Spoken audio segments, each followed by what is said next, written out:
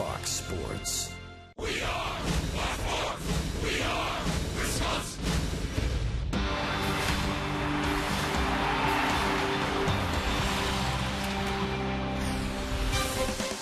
Not sure it gets any better than this in Milwaukee as we welcome you to Miller Park. A beautiful day for baseball. Even the racing sausages trying to blend in and get into the ballpark today with all the Brewer and Cubs fans. Should be a fun one in the rubber match between these two clubs. Matt Garza and Randy Wolf on the hill, two pitchers in dire need of a win. Neither has tasted a victory since the month of April, and they will square off for their respective ball clubs here this afternoon. Hi, everybody. Craig and Jerry back with you on the broadcast, and we're going to focus in on today's starting pitchers for, first of all, for Matt Garza for the Chicago Cubs. He may have struggled against a lot of other teams right now in baseball, but he's put together a pretty nice run against the Milwaukee Brewers right now. He's had a lot of success already this season alone. Yes, he has. He's 3-1 in career against the Brewers, but he's a guy with dominant stuff. He's a guy that goes out and commands the strike zone. He's got a 95-plus mile-an-hour fastball, and he's going to come right after you. Throwing the ball very good against the Brewers. 2-0 already against the Brew Crew this season. And so it's Garza against Randy Wolf, and Randy has not won since April 29th. His starts on the good side have been sporadic. How much pressure is on him today to try to get this series win for his team? Well, I think Randy Wolf just wants to be Randy Wolf. Command that strike zone, get ahead of hitters, make them hit early in the count, and put in a quality start. All right, let's see what kind of support Randy Wolf is going to get. You know, the replacements, the movie, they can make another one with these guys right here. They've been pretty good lately. B and Rock will break it down, set the lineups when we get set for Game 3.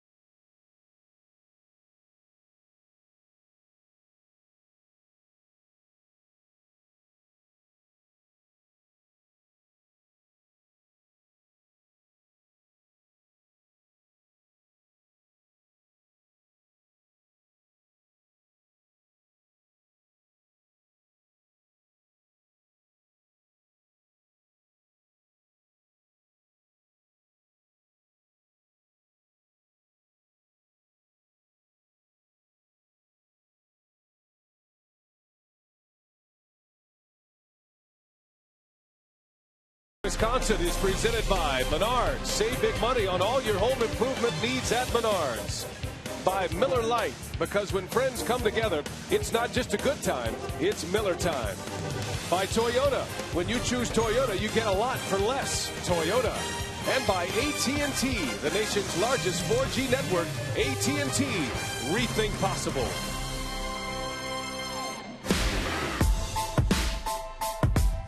I have you living life like you should. Just say you never had it so good.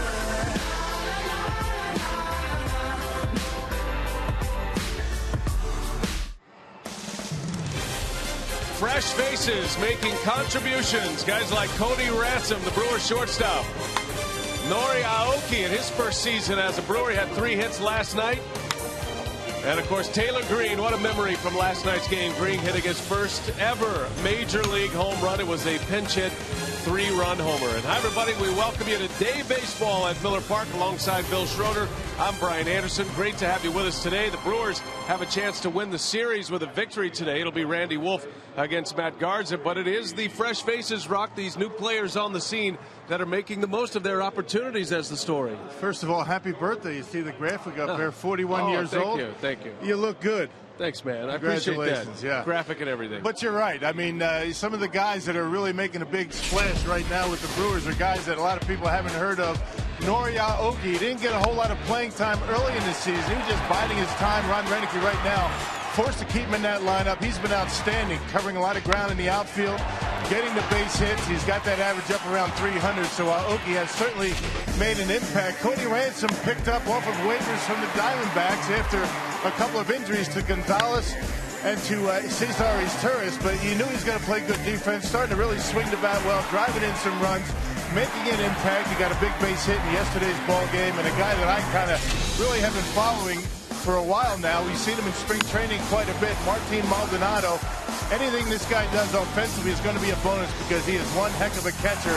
Receives the ball well, blocks the baseball, and has a very good arm. We saw him clock yesterday at second base under 2 seconds. So he's a guy to keep an eye on, even when Jonathan Lucroy comes back. And talking about a guy that is really starting to swing the bat. He got off to a bit of a slow start. He got his first career home run in last night's ball game in the 8th inning. So Taylor Green, not in the lineup today, but certainly guys that a lot of the fans haven't heard a whole lot about and making an impact for this team right now. Well, we'll see if the Brewers can keep it rolling. They need a win today to win the series against the Cubs after an 8-0 win last night behind Zach Greinke. Series on the line, the Brewers and the Cubs, Game 3, coming up next from Miller Park.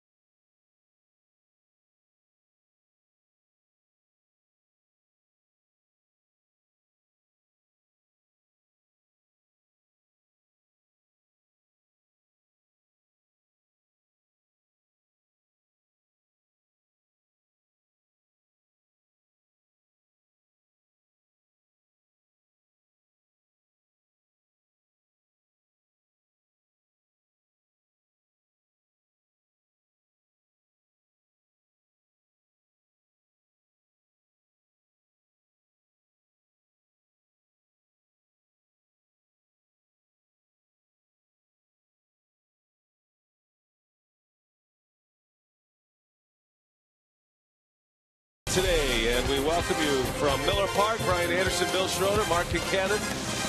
Our producer Chris Withers, director Kevin Shank. And just about set for the first pitch. Dale Swaim and the Cubs. And they come in with a record of 19-37. They're 12.5 back. They're sitting in the bottom spot in the National League Central. And Dale's lineup today is Johnson, Barney, and Castro. Soriano, Baker, and Mather make up the middle of the order, with Stewart, Hill, and Garza rounding it out. And Randy Wolf is on the mound, ready for his first pitch of the day. Reed Johnson leads off, and it is strike one, and away we go from Miller Park. See the numbers on Randy Wolf this year, and Brewers are hoping to get a little more success. He did not win a ball game in May, hoping June will be a different story for him, partner. He's had decent success against the Cubs in his career. He's got a 4.05 earned run average. This is 25th start against the Chicago Cubs, but only a 6-11 record. Wolfie has not picked up a win since April 30th, and that was at San Diego.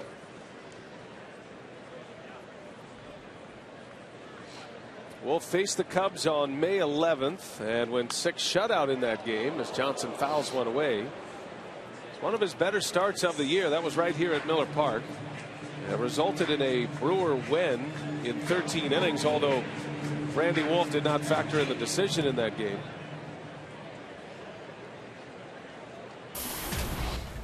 Reed Johnson in the leadoff spot here tonight. Tony Campana's been hitting leadoff for Swaim lately.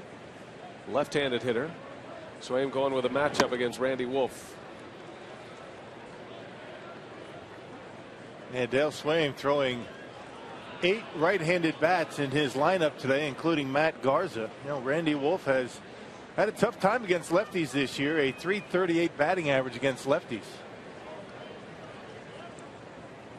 The 1-2 to Johnson, bouncing ball over to third base. Cody Ransom gets the start there today. And there is out number 1. Let's check the Brewers defensively. It's Ryan Braun, Niger Morgan, and Nori Aoki in the outfield today.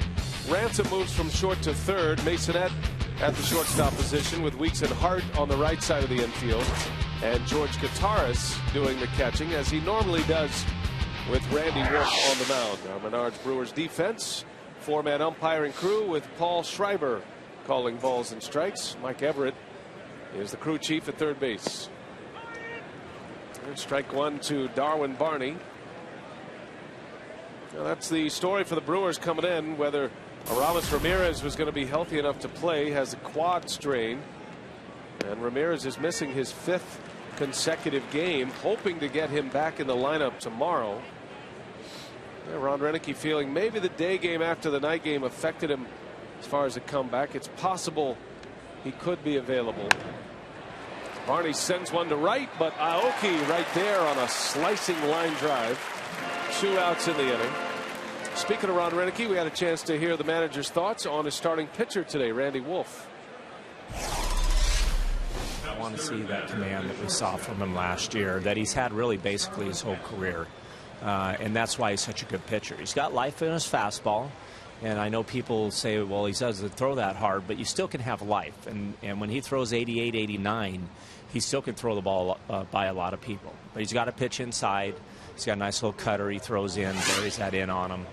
He's got the changeup, but his slow curveball is very important too. So hopefully he'll be able to throw all those for strikes today. And that slow curveball that Ron was referencing, that's one of the big pitches for Wolfie that he's been somewhat inconsistent with this year, which kind of neutralizes the effect of that high fastball that Renicky was talking about as well. So both of those pitches work together. He's got to have them both working if he's going to be successful. Yeah, there's a big pitch for him. As the manager said, he has to pitch inside to be effective, and gets an inside corner strike call on Starlin Castro. One of the Cubs' best hitters. Castro has been a tough out all series long, all season long. And Castro is even better against left-handed pitching. He's a .364 hitter against lefties this season. Overall batting .310. Has 4 hits in the series, including 2 doubles. Cubs won the opener 10-0 on Tuesday night. The Brewers returned the favor with an 8-0 shutout last night. And that's a good start for Randy Wolf. 3 up and 3 down. Brewers coming up against Matt Garza.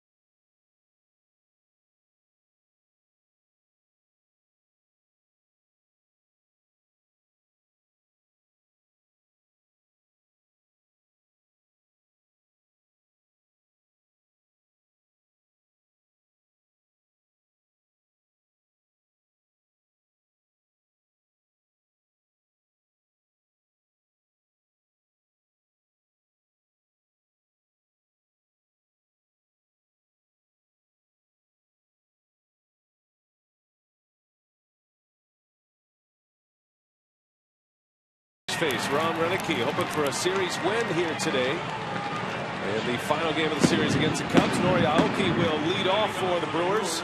He'll be followed by Nigel Morgan, then Ryan Braun. In the middle of the order, it is Corey Hart, George Kataris, and Ricky Weeks, and then Cody Ransom at third base today.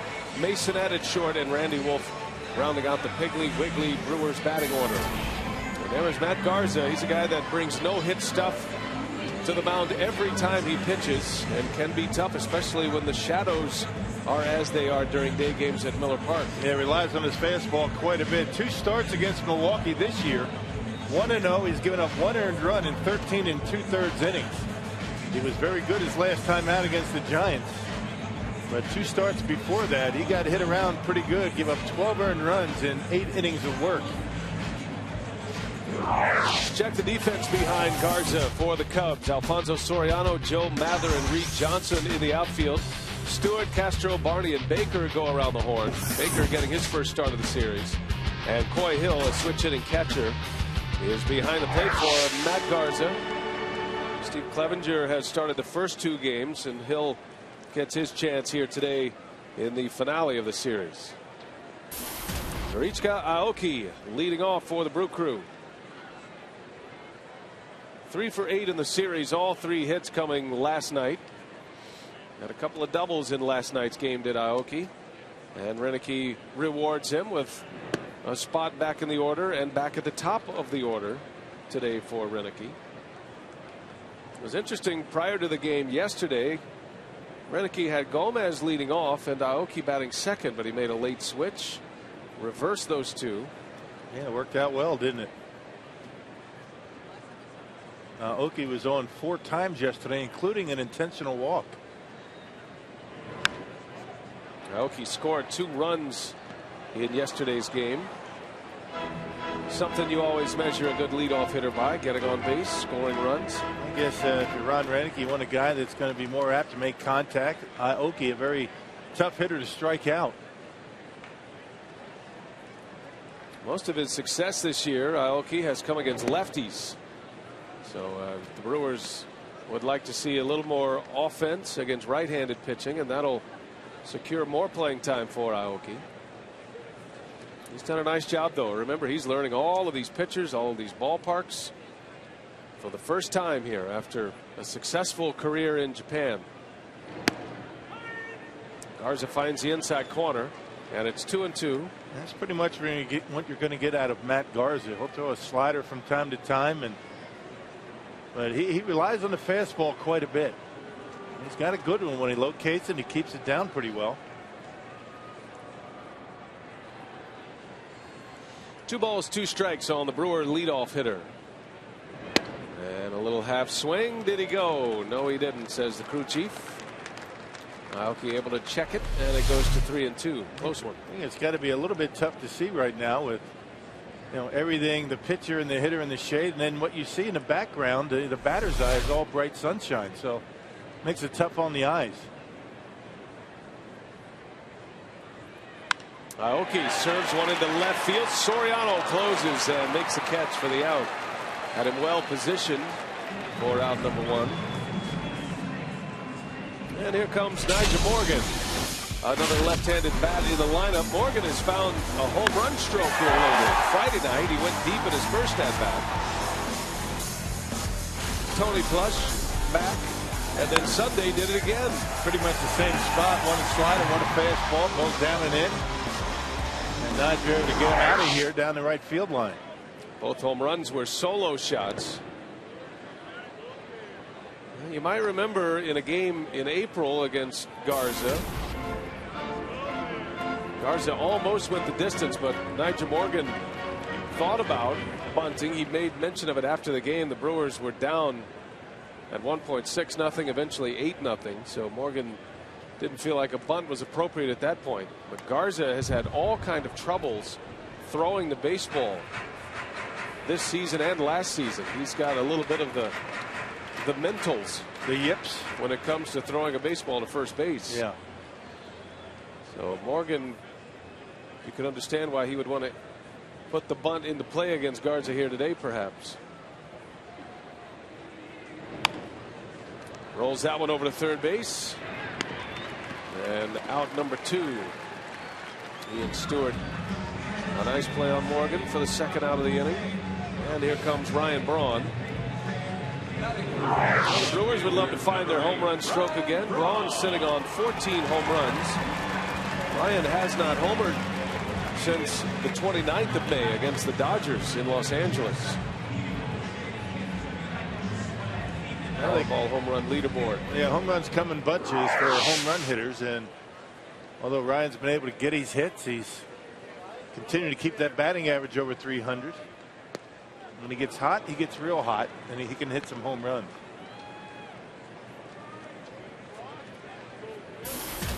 Braun with a couple of hits in the series, had a big hit yesterday, drove in a run with a double. It's 2 for 7, had 2 doubles against the Cubs in this set, but the double yesterday opened the scoring, and the Brewers able to go on to an 8-0 win. Zach Greinke was spectacular yesterday. He went 7 shutout innings, only gave up 2 hits, and he struck out a season high 12. Most strikeouts Greinke has posted as a member of the Brewers, just 3 off his career high when he was a member of the Royals. And really the only inning he was in any trouble was the second inning. And he just continues to dominate here at Miller Park. He is 15-0, Zach Greinke, in this ballpark.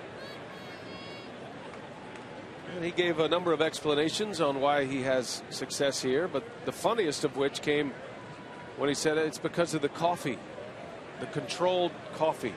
You know, on the road in the hotels, you don't know what kind of coffee you're going to get. Right. And he was serious. That's how his mind works. A coffee connoisseur. Very particular. What they should do is just travel with it. I mean, it seems easy enough. Of course, he hasn't been all that bad on the road either, so I don't think it's that big of a deal. Well, Greinke has had a lot of success here. The Brewers have not this season, which is unusual. This has typically been a great haven for the home team, Miller Park. Braun chases, and Garza strikes him out. Braun very frustrated after his first at bat.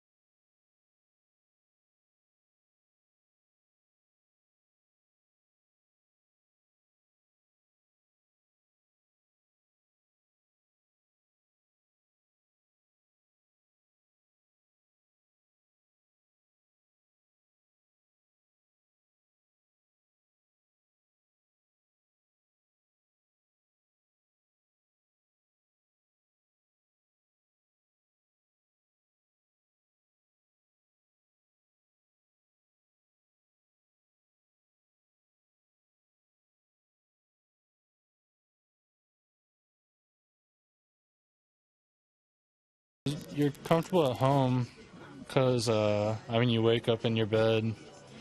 You don't have to go anywhere to get your breakfast and coffee. And sometimes in the hotels, they have bad coffee. See what I mean? He could have been serious. I think he was. I think it's a way of Zach being funny with the media. Well, it was funny. He succeeded. That was great. That was the sound bite of the night last night. But he's right. I mean, there's no way to get breakfast in your room unless you call down and go downstairs. And for you and I, we never call room service. No, That's just too we expensive. bring our own. Bring our own. Bring our own. Alfonso Soriano leads off. Well, Randy Wolf had a nice start to his day today, a 1-2-3 inning. Soriano with 9 homers, 34 runs batted in. Yeah, it's kind of funny what Zach was talking about. We mentioned it on our open last night, and saying that it's about the routine at home that perhaps is real comfortable for Zach and a lot of pitchers when they pitch at home. Bouncing ball, great diving stop. Ransom to his feet in time. I tell you, Cody Ransom. I didn't know a whole lot about Cody Ransom before the Brewers signed him. At 36 years of age, this guy can flat out play defense. Yeah, he's in very good shape no matter where you put him. He was at 3 different positions in the infield in last night's game. Plays spectacular defense. He's got a very good arm. Watch how quickly he gets up and gets rid of this baseball and throws a strike to Corey Hart. And once again, Soriano not running all that well. What a valuable piece Cody Ransom has turned out to be.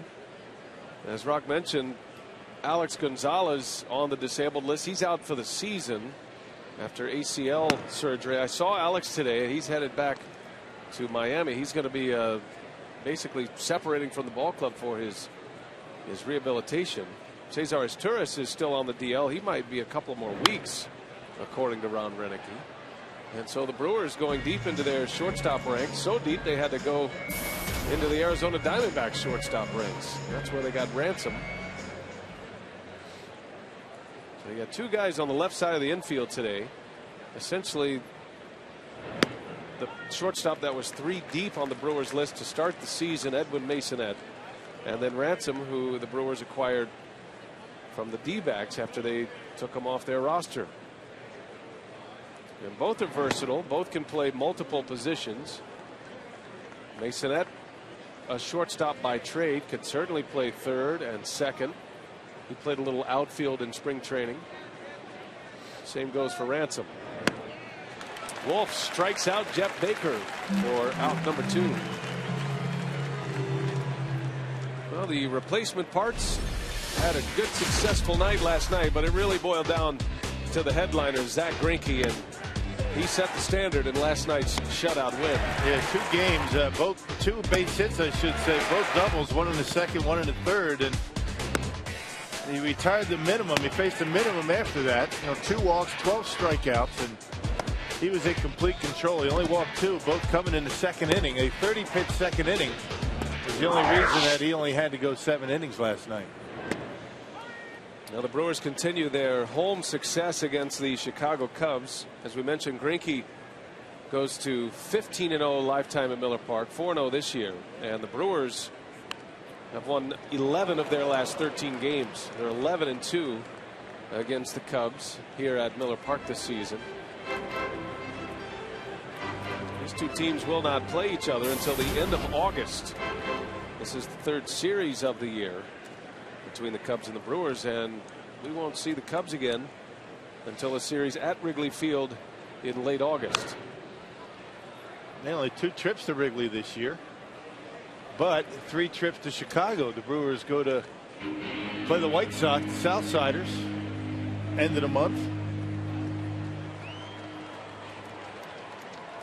Cubs will be back at Miller Park in mid-August, August 20th through the 22nd. And then that final trip at Wrigley Field at the end of August. So you get the Cubs in bunches, but not for a while.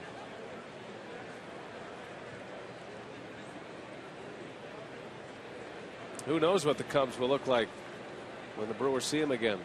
Theo Epstein, the Cubs president, Jed Hoyer, their general manager, have made it clear that everybody is up for trade, with the exception of Jeff Samardzija and Starlin Castro, a couple of guys there trying to build around. They got some guys that you would figure they can get something for. Ryan Dempster, Garza. There's some veteran pitchers out there. You never know. Even Carlos Marmol, they might trade him. Yeah, Giovanni Soto, catcher. Mather drives one to right and a base hit. So the first hit of the ball game comes The 2 outs in the top of the second from the center fielder Joe Mather. Hey, join Crew HD for $20 and get a ticket to select Brewers games, admission to the Harley-Davidson Museum, plus an HD Museum glass mug. Visit brewers.com/HD Museum. I can give you a first-hand report of the Harley-Davidson Museum. My folks went over there today. Said it was great. Could have spent the whole day over there, but they had to get back for the game. So I went over there last year. A lot of fun. Fantastic venue, and it's very close to Miller Park. So that's always a good double dip day when you can do a ball game in the museum. Our good friends over at Harley-Davidson. Did you get the glass mug? They did. I did not.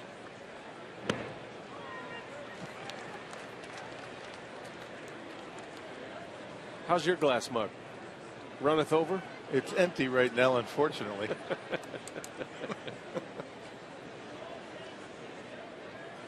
Well, it is only 1:30, Rock. Right. That's the nice thing about day games at home. Play the game, get a win, go home, and have a fire up the grill, have some fun. Catch 20 pounds of fish. Yeah. Swing and a miss. He had Stewart. A big cut and down in the count 0-2.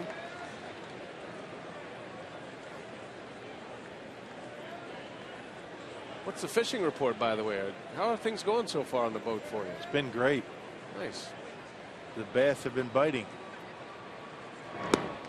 But I always throw them back. I never keep anything I catch. Nope, you don't eat them raw right there? Catch and release. Maybe a couple of those mini perch. Take a little bite out of them.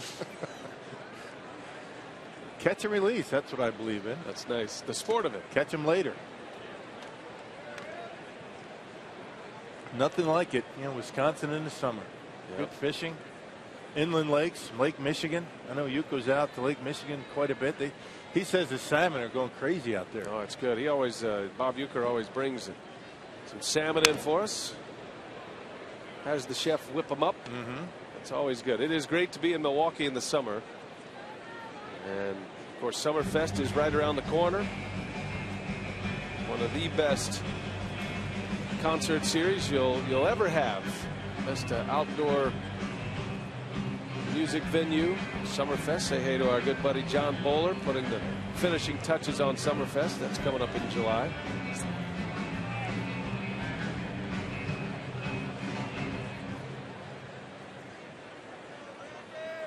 The city of festivals. Yeah. And it cranks up in the summertime. Looking forward to our Italian Heritage Day here at Miller Park. It's going to be fun. You're going to have the special jerseys.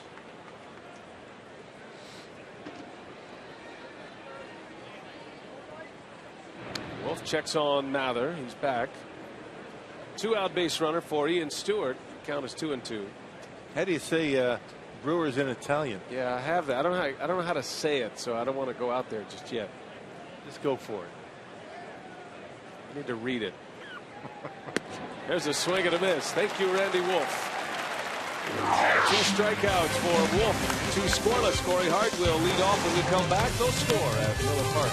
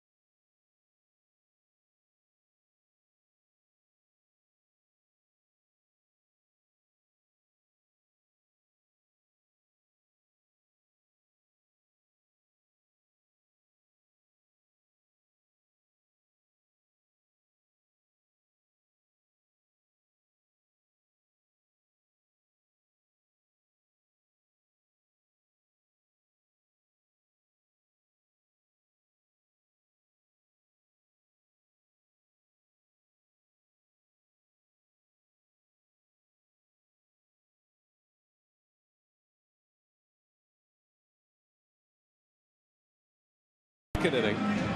Don't forget this July, the biggest event of the summer. Baseball's greatest stars battle for home field advantage in the Fall Classic. The road to the World Series begins with the 2012 MLB All-Star Game, Tuesday, July 10th at 6:30 p.m. Central, only on Fox. And the voting update for your favorite Brewers. You can vote online at Brewers.com. Ryan Braun opened the first result period, third in the National League among the outfielders. A little over 1 million votes. Top 3 will get you in as a starter. So we encourage you, everybody listening to us, watching our broadcast today, if you're a Brewer fan, make sure you vote the maximum 25 times. Vote for your favorite Brewers. Yeah, it's a shame that John Lucroy broke his hand, because that would have been an interesting one to watch. That catcher situation. There's some catchers having some pretty good years. Jonathan, Carlos Ruiz. You know that Yadier Molina is going to always be up there in the voting. Buster Posey. There's some good talent behind home plate these days in the National League. Corey Hart leads off against Matt Garza. I saw Lucroy today. He's been around the ball club, has a cast on his right hand. But he says he should be back around the All-Star break. He hopes to be back prior to the All-Star break. That'll be something. But being very conservative with that broken hand. Yeah, it may sound crazy, but I think it was lucky that Lucroy broke his throwing hand, not his catching hand, because I think that if you break your catching hand, it's going to take a lot longer. The pounding that hand takes when you're receiving the baseball. And then on the other side, as a hitter, it's a lot easier to come back when it's your top hand as opposed to your bottom hand. Lucroy's a right-handed hitter. So on both accounts, fortunate it wasn't the other hand. There's a strike call. Garza rips a fastball on the inside corner. Back-to-back strikeouts for Matt Garza in the first out of the second inning. Yep, 94 miles an hour right on the inside corner. And I tell you, when Garza has control like that, he can be tough. And that's the way he's thrown against the Brewers in his first 2 starts this year. You see what he's done over his last 3 starts against Milwaukee, including that 8 2/3 innings outing he had. He almost went the distance in that game. Didn't give up a run and just 3 hits in 8 2/3. Had 9 strikeouts back on April 12th. And he's 3-1 with a 2.88 ERA against the Brewers in 5 starts. His last time against Milwaukee, it was a pitch count situation that got him. He went 5 innings, gave up just 1 run, but he had 5 walks in the game and took a no decision. That was the game that Randy Wolf shut out the Cubs through 6 innings. Brewers would eventually win that game in 13 innings.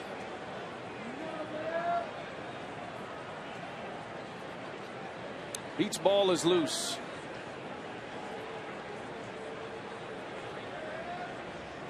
It's a beach ball kind of day today. Yes, it is. 2 balls and a strike. George Kataris with 1 away. And it evens at 2-2.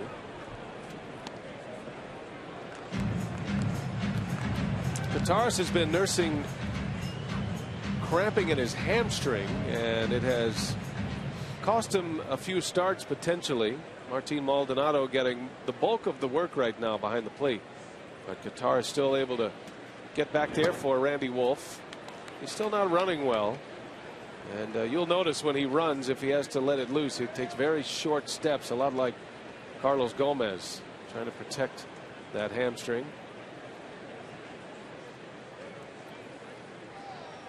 Full count to Kataris. And down he goes. Garza with a breaking ball strikes out George. And 2 gone in the inning, 3 straight punch outs for Garza. Yeah, look how short and quick that slider is going straight down. And Kataris, all he can do is watch it because it had a good little wrinkle on it right at the end. 3 consecutive punch outs for Garza.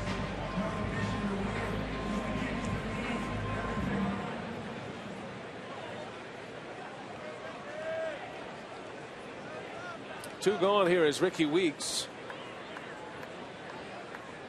Tough luck night last night for Weeks. Took the collar, had a couple of line drive outs. And Ron Renicky said after the game, so everybody's rooting for Ricky to break from this slump, and hopefully it's not a season-long situation. But he could use a couple of breaks as well. He hit the ball sharply 3 times last night. Yeah, once to left and once to right, and you love to see Ricky going to the opposite field. That means he's waiting back and using his hands. That's what he does when he's going well. Still hitless in the series. He's 0 for 8.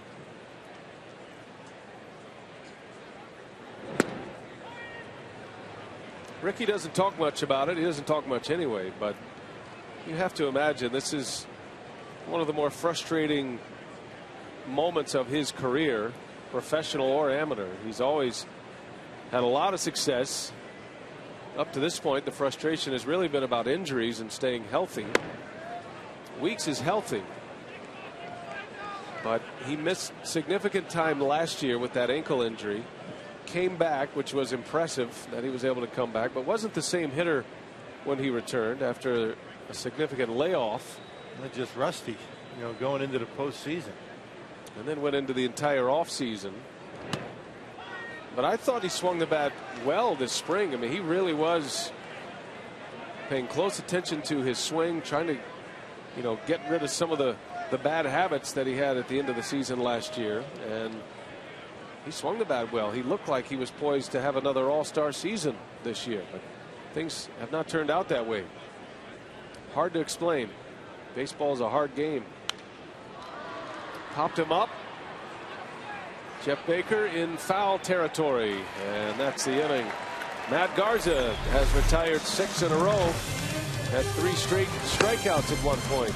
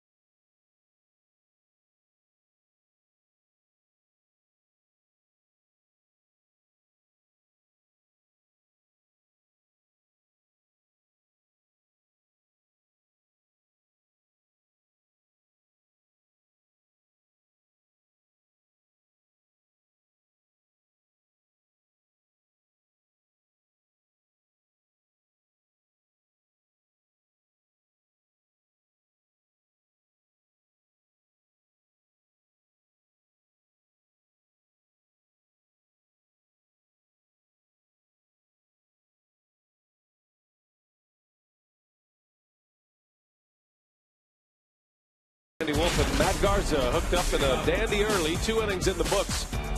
Garza's retired 6 in a row. Randy Wolf has retired 6 out of 7. He's only given up 1 hit. Has a couple of strikeouts as well. His last start against the Cubs was a good one here at Miller Park. One of his better outings of the year when he went 6 shutout innings. And hoping to repeat that performance here this afternoon. Well, at least first time through the batting order against the Cubs. He's giving Ron Renicky exactly what he asked for in our interview today. Good location with all of his pitches. So far, so good. Switch hitting catcher Coy Hill leads off for the Cubs. Hitting just 167. 5 hits and 30 at-bats this season for Coy Hill. Cubs have had some trouble in their catching ranks with injuries. Giovanni Soto is on the disabled list. Wellington Castillo as well, another young catcher that the Cubs are high on.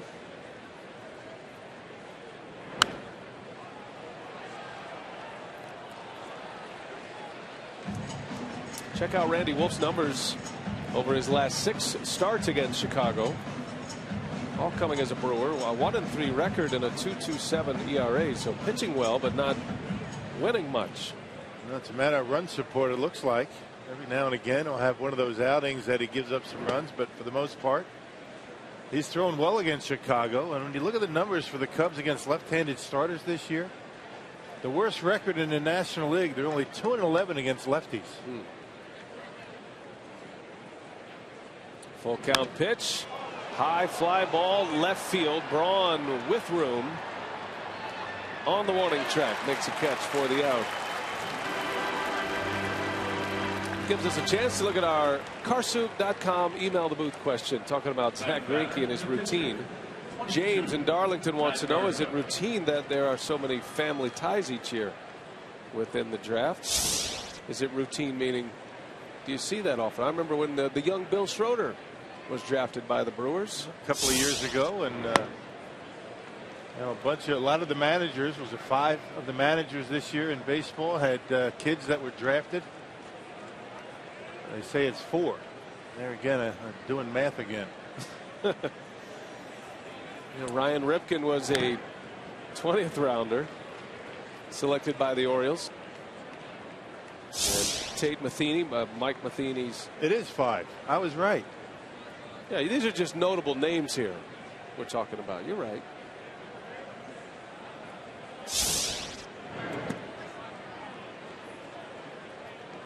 Ron Renicke's son Lance was drafted in the 25th round by the Brewers, and he was a proud papa. We talked to him about that earlier today, and he said, he took his manager hat off and said, for him, his son Lance, a hard worker, and always wanted a chance to play professional baseball. Now he's going to get it. Yeah. Dale Swaim's son, Rustin Swaim, was also drafted, but I think Rustin is a high school player. He's headed to college. I don't think he's going to sign. Yeah, he's going to a school in Utah, actually. Rustin Swaim. Dixie State. Dixie State. But Dale was quite proud. He says his kid's coming along, and certainly not ready to go to the pro ranks, but it's nice to have it on his resume that he got drafted. Garza lines one to right. That ball's well hit, and it's down for an extra base hit. Garza into second base with a double. Aoki was very shallow on Garza, and he responds with the first extra base hit of the ball game. Well, why not? I mean, Garza's had a tough time at the plate. 1 for 20 so far this year. Able to get one right down that right field line with Aoki playing in. I don't think it would have mattered had Aoki been a little bit deeper. That would have been a double anyway. It's the first extra base hit of the season for Matt Garza, just his second hit overall. And a Cub in scoring position for the top of the order, Reed Johnson.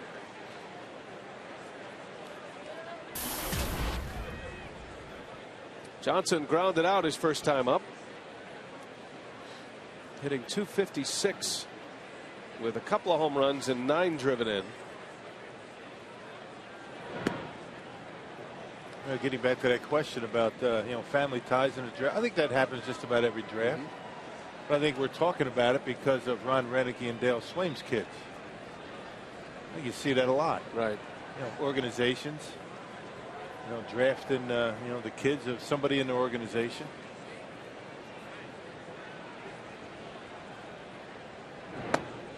I think when you have sons of former major leaguers, and especially big names, they grow up around the game, and if they don't necessarily have the skills to be a major league player, but if you draft them and they look like they're going to be a good coach, possibly a good manager, they certainly know the ins and outs of the game. I think the Brewers did that with Ned Yost, the fourth, a few years back. He's still coaching in the Brewers minor league system. I think they always thought he was going to be a good coach.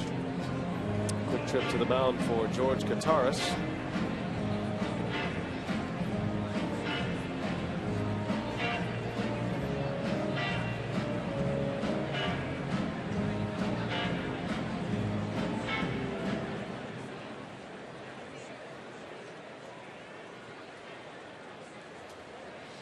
Randy Wolf in a tough spot here with a runner at second. He's behind in the count to Reed Johnson. And the bat you're trying to avoid in a spot like this with men on is Starlin Castro, who's due up third. Man, one of the toughest outs in the National League, Starlin Castro. There's a way out of it.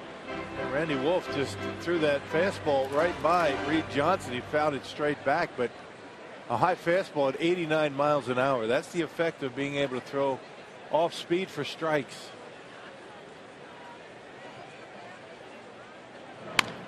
Bouncing ball. That is a fair ball. Ransom to first, and Hart able to keep it in the infield. And safe is the call. The first base umpire, Lance Barrett, raised the thumb. I think that's why the fans are booing here. But Johnson does have the right, unless he turned it. It's got to be an effort or some type of a move to go to second base. He didn't do that. He was just rolling towards second base after tripping over the bag. That's a good call, I think. It's got to be intent to maybe make a move thinking you go to second base, and he wasn't doing that at all. There's a heck of a play by Ransom, a little bit off the mark. There's no intent to go into second base there. He just fell, rolled over towards second base, and I agree with the first base umpire on that call. I think what threw everybody off is the fact that Lance Barrett very quickly called him out and then realized what had just happened. Right. It's your instinct when you see a base runner off the bag and a tag applied that he's out, but not the case here, and he quickly adjusted. So now Wolf in trouble. Now, for some reason, if he thought maybe he was rounding the bag had he not fallen, then it would have been an out. But he didn't make any effort. To go to second base. That's what the letter of the law. First and third with one gone. Fly ball right field. Aoki. We'll see if Garza is going to challenge him. The catch is made. Garza will stop on a perfect throw from Aoki. Nice. Well done. Well, a beautiful throw by Nori. One hop right to guitarist, right on the money. Well, the fact that he was playing shallow gave him an opportunity to surround it and get his momentum toward home, and that would have been an easy out for Milwaukee. Problem is now with two outs, you got to face Castro.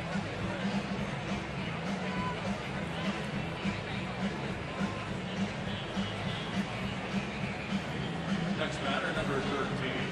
The shortstop. Starlin Castro will hit with runners at first and third.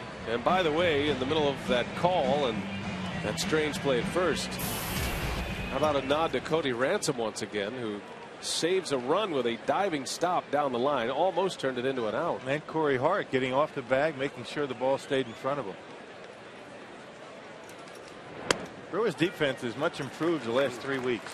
Really is. Matter of fact, the Brewers have not committed an error in the last 9 games. They continue to climb the board in team defense. They're currently 8th. They had a very slow start playing defense this year.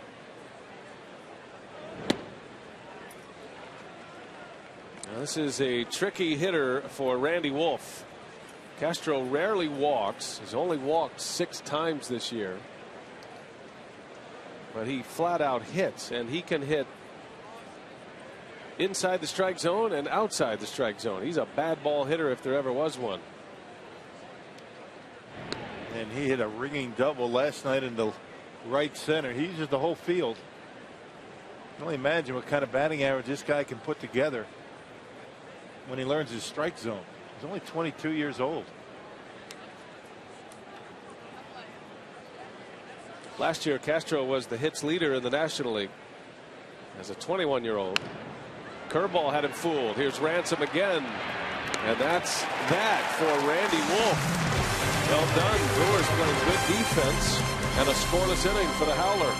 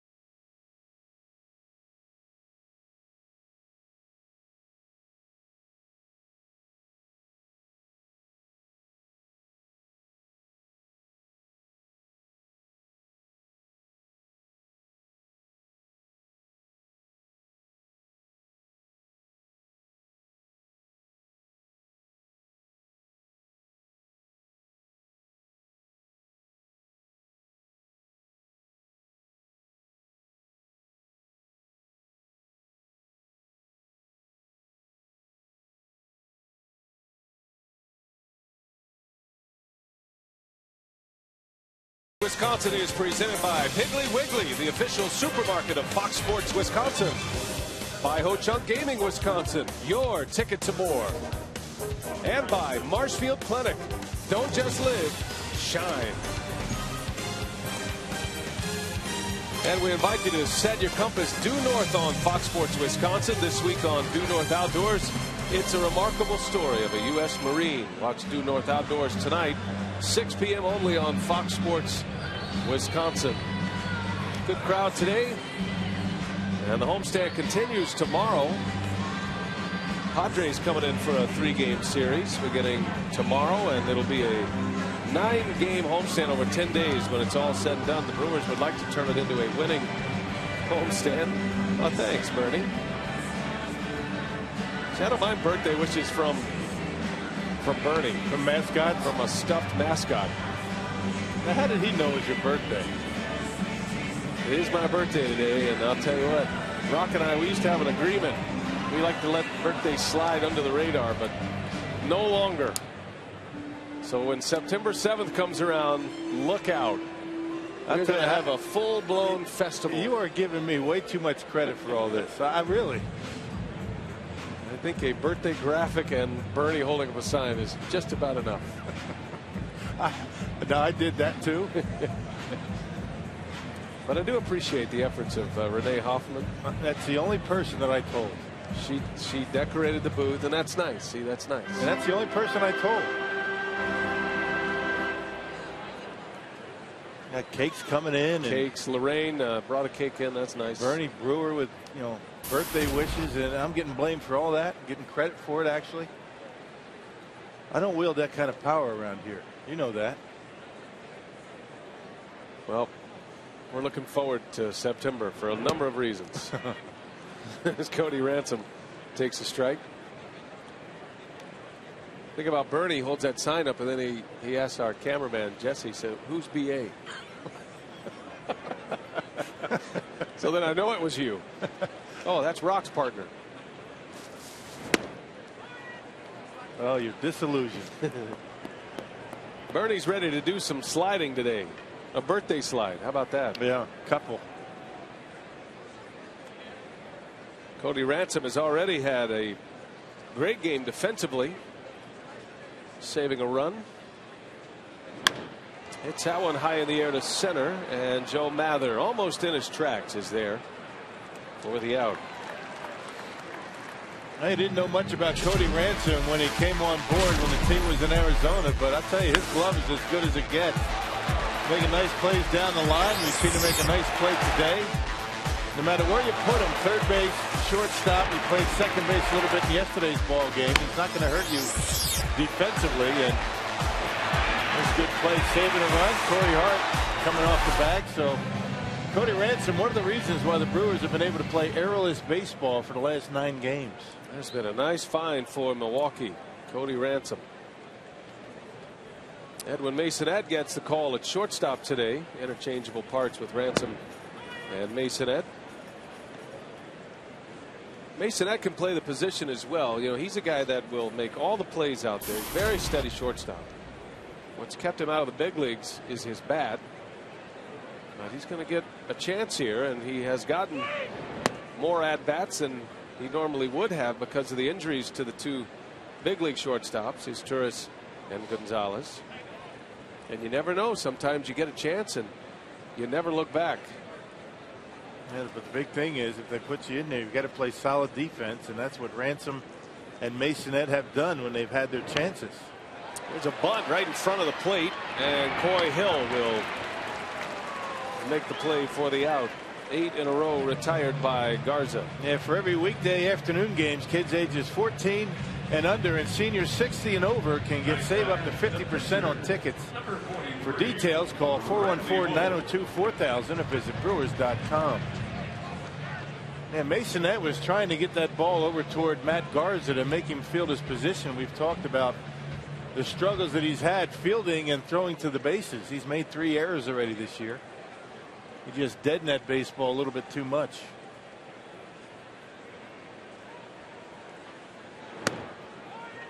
So it's Randy Wolf with 2 away. Garza with 3 strikeouts.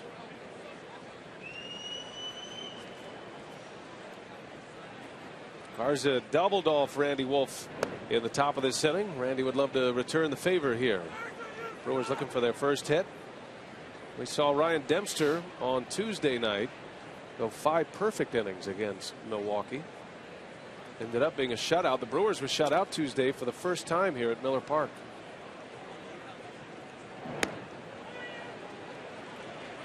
He's thrown a lot of strikes here today, Matt Garza. 40 pitches, 15 out of the strike zone. So yeah, he's doing a nice job pounding the zone. Good quality pitches, throwing hard. He's got good command of a curveball today. And he strikes out Randy Wolf. An impressive first trip through the batting order. 9 up, 9 down with 4 Ks.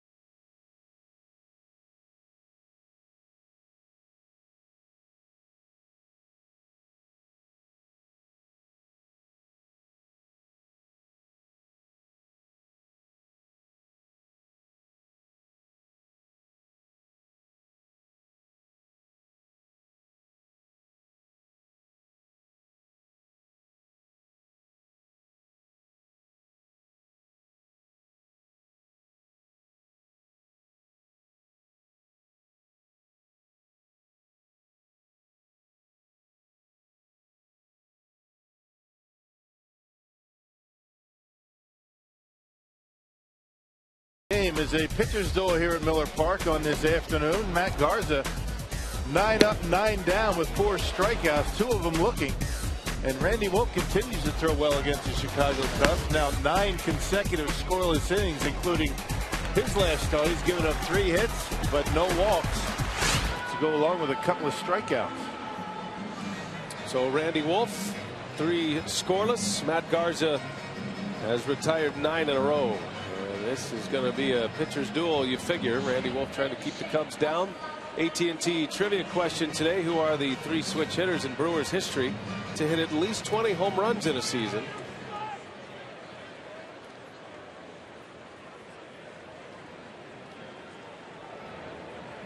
Thinking about Brooks Conrad, the Brewers switch hitter. Is Turris another switch hitter, but on the disabled list?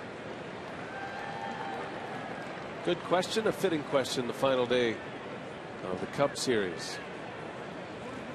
Soriano leads off. And Randy Wolf ahead of him 0-2. Wolf able to retire Starlin Castro with 2 on in the 3rd. A big bat to retire.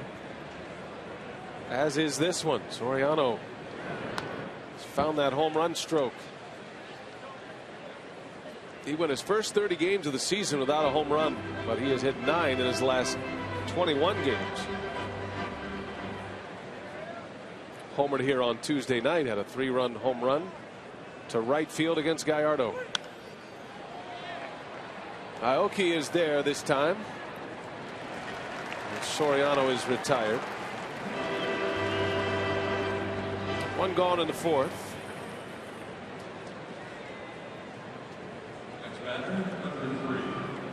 You know the answers to the trivia question? I got one of them, I think.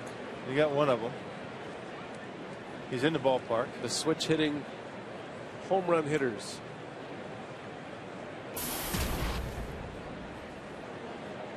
That's a good one, though. The other two have me flummoxed right now. Think back to the 80s for one of them.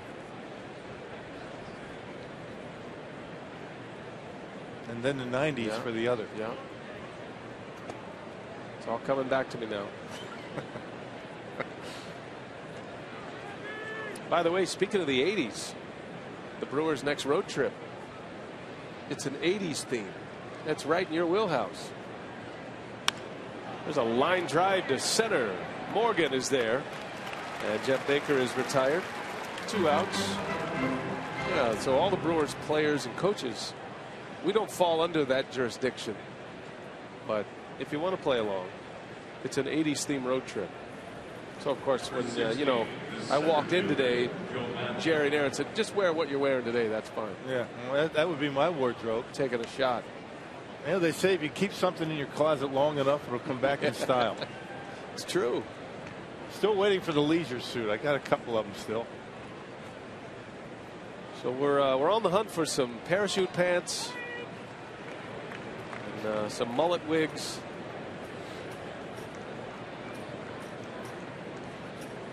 We'll just be wearing a coat and tie like always. But I'm sure Rock will be tweeting that at some point. How's your Twitter handle coming along? It's going slow. It hasn't been fired up yet officially. Well, you had some kind of clearance. It's like getting a weapon. Yeah, it's like a 7-day process. It's like trying to get a loan these days. You see that curveball that Wolfie threw a couple of pitches ago? 56 miles an hour. He and Greinke been having a thing going. What was Zach's yesterday? 53.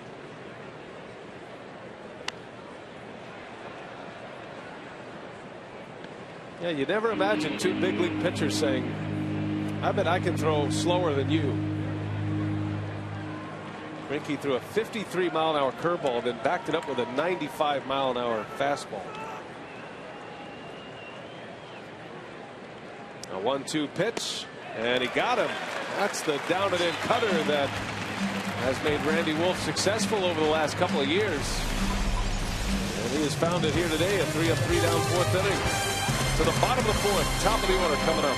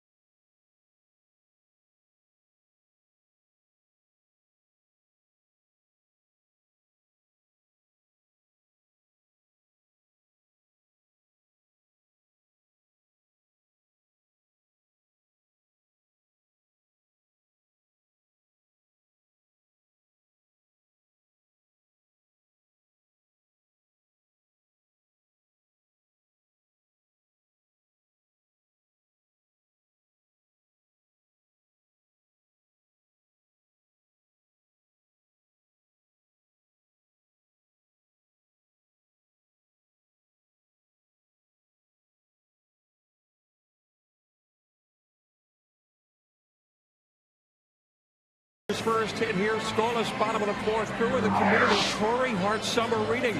This summer, kids 13 and under can sign up for the Super Reader Summer Reading Program from now until August 30th at Milwaukee Public Libraries. The library celebrates good readers with free food, attraction tickets, book bags, even a free book for the home library. Program is free. You don't need a library card to sign up. Learn more. mpl.org/summer reading. Get your little ones reading, guys. Especially over the summer, right, Mark? You want to forget all you learned throughout the school year in the summer. You have a library card? Do I have one currently? Yeah. No, I don't. I'm sorry. I Well? don't. No. My daughter does. Yeah. Yeah, she has one. Well, you can get a book on her name. I mean, Oh, she can go absolutely. out there and Not get turn for it you. in. Right. I do that a lot, just for fun, Good just for for her. the sport of it. Good for her credit. Nori Aoki leads off. Garza with 3 perfect innings thus far and 4 strikeouts. Aoki lined out in the first inning, probably the best bolt of the day for Milwaukee.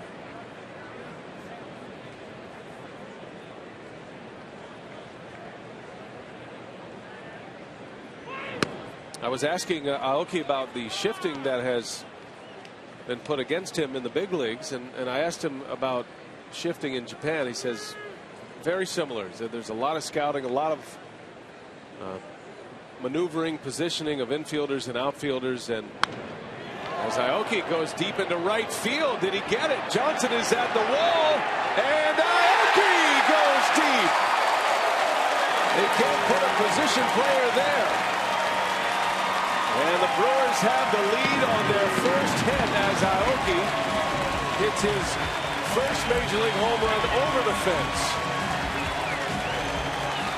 His other homer came as an inside the Parker. Well, he's made some nice adjustments in his short time in the major leagues. Now, teams feel as though they need to crowd him with fastballs because he likes to shoot the ball on the left. And because of that, he's been aware that they've been doing that, and he's been pulling the ball quite a bit. This time able to get under it, keep it fair, and knock it out of here. He's a good hitter. Yeah, he is. I mean, you heard about, when he was in spring training, how good of a hitter he is and how he's able to make adjustments and learn pitchers pretty well. But, boy, he's been doing that very well so far this year. That's got to feel good for him. Finally, a home run he can jog around and enjoy. His first Major League homer was an inside the Parker against the Rockies. And he had to sprint his way around the bags for that one. And that one came to left field. And this one he pulls down the right field line. Well, last night Taylor Green hit his first Major League home run. That was a memorable moment. Green was telling us he was able to get the ball back. And he's very excited to have the baseball from his first Major League homer. Aoki with his second home run, but the first that goes over the fence gives the Brewers the lead, their first hit. Morgan pops this one foul and out of play. That's a good way to get your first hit. Talking about the Brewers' first hit of the ball game. First base runner ends up circling the bases. And you asked for it, right? Bernie Brewer getting a bit of a slide. First one today. Hopefully gets a few more. 1 ball, 2 strikes on Nigel Morgan. And he's down on strikes. A foul tip into the mitt of Coy Hill. Strikeout number 5. So Aoki with his second home run. And the adjustments that he's been able to make over the course of a few months. And they've been pitching him inside. And because of that, he's aware of inside. And he's been pulling some baseballs. Pulling some balls down the line for doubles and triples. And got under that one that time. And his second homer. Big smile. And he's a very friendly guy. He's funny. Doesn't speak much English at all, but he knows the baseball language, and players have really taken to him. He's got a lot on his plate, you would imagine, having to play this game at a high level. He's away from his family, playing in the States for the first time after a brilliant career in Japan. Ryan Braun fouls it away. Yeah, those players from Japan always wonder, even when they have very good careers over there, that how would I do over in Major League Baseball over in the United States? And that's why some of these guys, it's not about the money. For the players that come over here, they want to compete against the best. And Aoki could have made a lot more money in Japan than he's making here in the States. He signed a 2-year deal with the Brewers. There's a strike called. It's 1-2. Braun had a little bit of an unusual reaction after his strikeout last time up. Firing his bat and his helmet, a little bit uncharacteristic of Braun. Something eating at him today. The 1-2. Braun takes it inside. I know Ryan is frustrated that he's not 100%. He's been dealing with some leg injuries. Ramirez is on the shelf. Braun knows he has to be in the lineup. Braun has to produce, and he was upset with himself his last time up for swinging at a pitch out of the zone. Slow roller to third base. Ian Stewart on the run, and Braun beats it out. He found another gear. Stewart was very deep at third base, and Braun able to leg one out for an infield hit. A little bit of a bobble, and Ryan able to get a bat on that slider down and away. Let's see how they're going to score it. Yeah, Ryan running pretty well, sniffing a base hit right here. A little bit of a bobble, not much. And we'll see how the official score here at Miller Park is going to see it, either a hit or an error, and it's going to be an E5.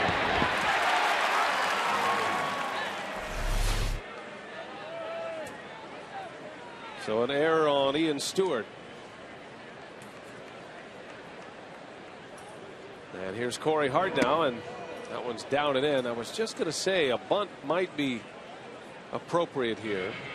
We chronicled Garza's struggles throwing the baseball to first base, or any base for that matter. And bunt it toward him, and let's see if he can make a throw to second base. Well, you're not exactly asking your cleanup hitter to bunt very often, but Hart's one of those unusual players who is a good bunter. Has hit leadoff on a number of occasions this year. Goes to right off the end of the bat, and Johnson is there for out number 2. Well, even trying to bunt for a base hit with Garza on the mound is not a bad idea, but you get in the back of your mind, I hate to give up an at bat if I don't bunt it properly and I'm making out. I mean, I'm just giving away an at bat. That's just why a lot of guys aren't going to do it, but you got to make this guy get off the mound and field his position. It's that much of an issue for him. So 2 men are out for Kataris. Brewers lead 1-0 on the Aoki home run.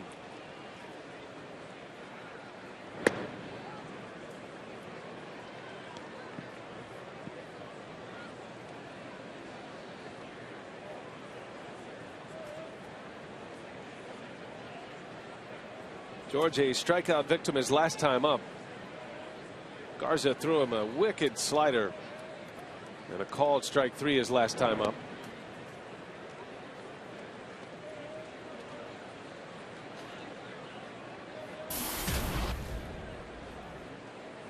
George comes in with 3 home runs, 9 RBIs, 51 at-bats this season. Typically catching only when Randy Wolf pitches. But he's been very effective off the bench this season for Renicky. Renicky's used him a lot. Kataris is 5 for 12 as a pinch hitter this year. And he's driven in 5 of his 9 RBIs off the bench. Yeah, he got off to a blazing start coming off the bench for Ron Renicky, and even when he was getting starts the beginning part of April, he was red hot. In the air to left, Soriano drifting back with room. He's got it, and the side is retired, but Nori Aoki goes sayonara. His first over the fence homer, and the Brewers have the lead 1-0.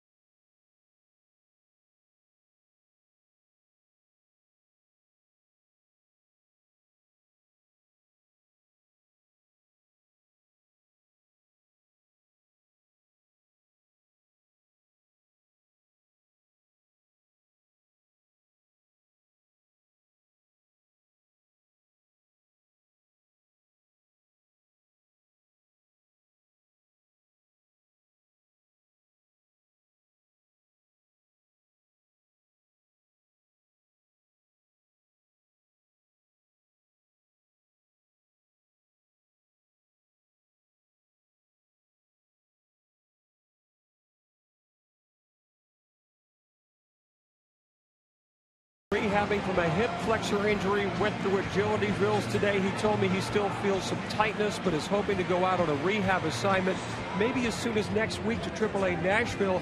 Marco says the Brewers have told him he'll return to the big club June 26th, but Marco said he'd love to come back before then. Guys like many injured Brewers, Marco getting a little stir-crazy, not seeing any action. That is a common theme in that Brewers clubhouse right now. Good thing it's a sizable clubhouse. There are a number of players in there who are banged up, crutches laying everywhere, and cast and hobbled players. Ian Stewart leads off for the Cubs here in the 5th inning, 1-0. Brewers on the Aoki homer.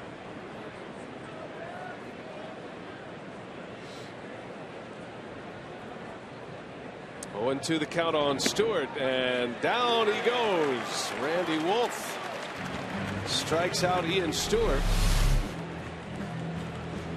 That fastball on the outer edge that had plenty to play right at the knees, and Randy has as good a command today as we've seen him all season long. And today's time of the game winner is the Castle Rock Inn in Muscata, Wisconsin. That's between Madison and Prairie du Chien.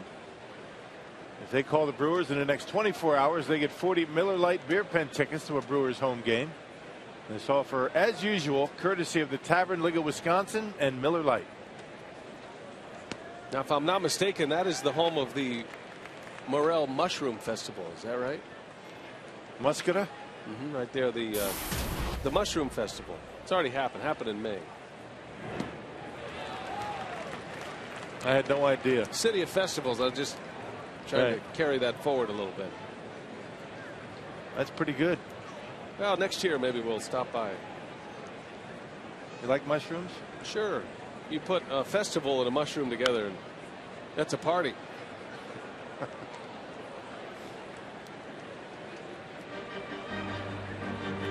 It's like Schroeder Festival. And what is at a Schroeder Festival? Lots of beer and brats. And loud noises. You think?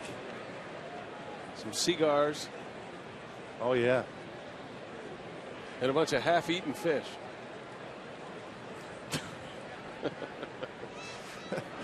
Still flopping around.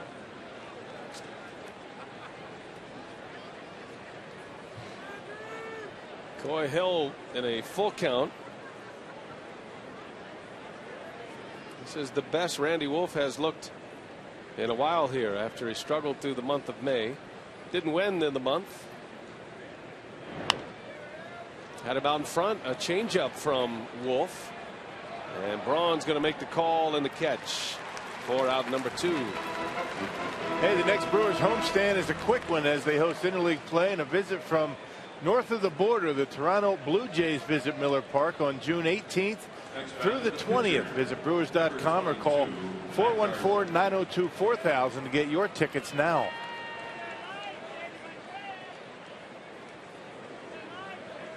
Randy Wolf with 2 gone, facing Matt Garza, who doubled off of him in the 3rd inning. Wolf's given up 3 hits. Single to Mather, an infield hit to Reed Johnson, and a double to Garza. He was able to work off a hook in the 3rd inning, retiring Barney and Starlin Castro with runners at the corners. He's got Garza on the ropes here. The 0-2 pitch and a swing and a miss. He struck him out with a slow curveball. Number 5 for Randy Wolf. He's retired 8 straight, and the Brewers lead 1-0 on our way to the bottom of the 5th at Miller Park.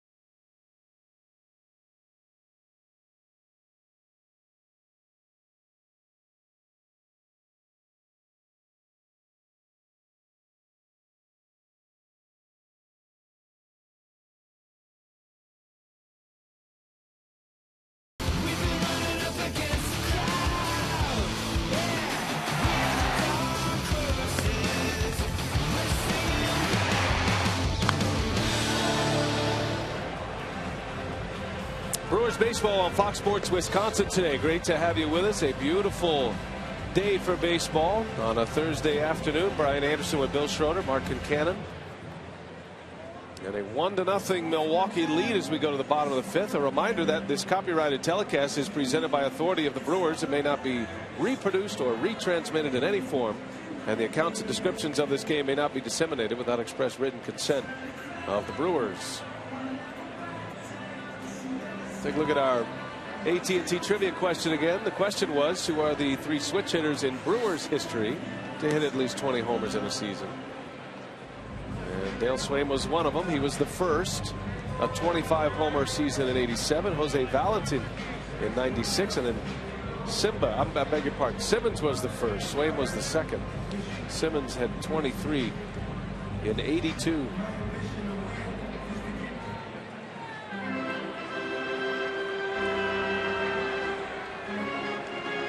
That was Swain's second season in the big leagues, his first full season.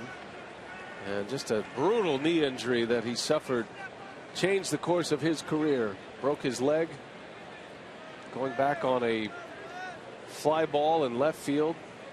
Still have a hard time watching that video. Yeah, that was at Tiger Stadium, and that prompted a call up for Gary Sheffield, the young shortstop from the minor leagues.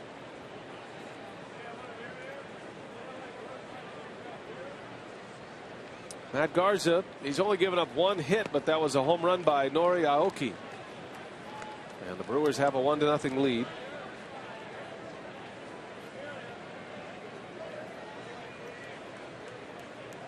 This feels very similar to the game that Garza and Wolf hooked up in the last time around here at Miller Park in May. Hard hit ground ball to short. Castro makes the play and reaches safe. In and out of the glove of Baker. How about that? That looked about as routine as it gets, but the Brewers with a base runner to start the inning. Yeah, just clanked it. Now Jeff Baker, not known for his defense. He's very good hitting against left-handed pitching. About as routine as it gets. A couple of hops to Starlin Castro. Bit of a low throw, but that's one you've got to be able to play. That's got to be an E3. We'll see how that affects Garza. He can wear his emotions on his sleeve, especially with defensive lapses behind him. An E3 to start the inning brings Cody Ransom to the plate.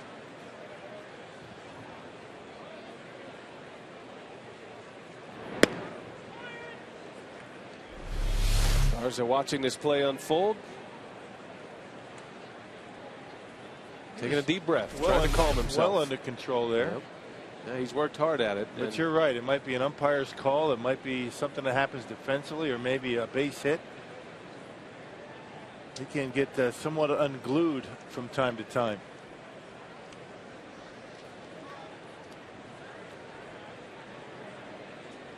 Garza started his career with the Twins.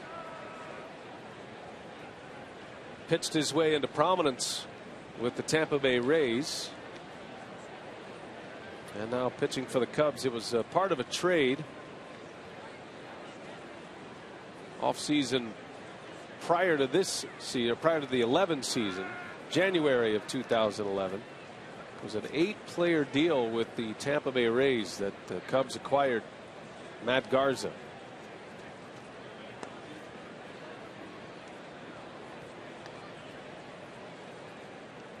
But Garza proved he was a big game pitcher with the Rays under Joe Madden. Spent 3 years with the Rays in 08, 09, 2010. Had a no-hitter. MVP of the American League Championship Series in 08. That no-hitter he threw was as a member of the Rays against the Tigers in 2010. He's got good stuff. He's throwing the baseball extremely well today. And unlike his other 2 starts, he's got good command of a curveball. He's always had that slider and the fastball working for him, but He's got that third pitch today. Yeah, good life on his fastball at 94. Down at the knees right there.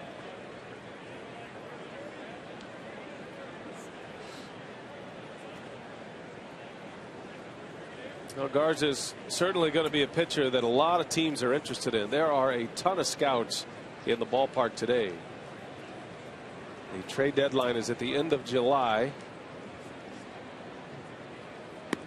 And the Cubs, with the kind of season they're having at 19-37, you figure Garza's going to be a guy that a lot of teams are going to be interested in.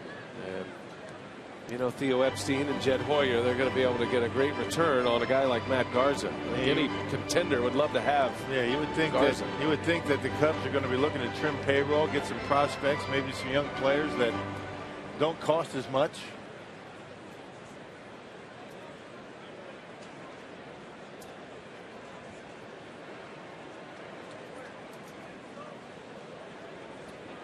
Hitters count 3-1 for Ransom. Inside, ball 4.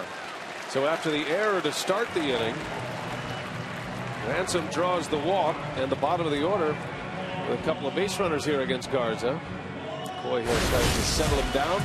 But when we say Garza brings no-hit stuff to the ballpark every day, this is what we're talking about. His first and only no-hitter against the Detroit Tigers. It took a great catch. Remember that Ben Zobrist catch in right field.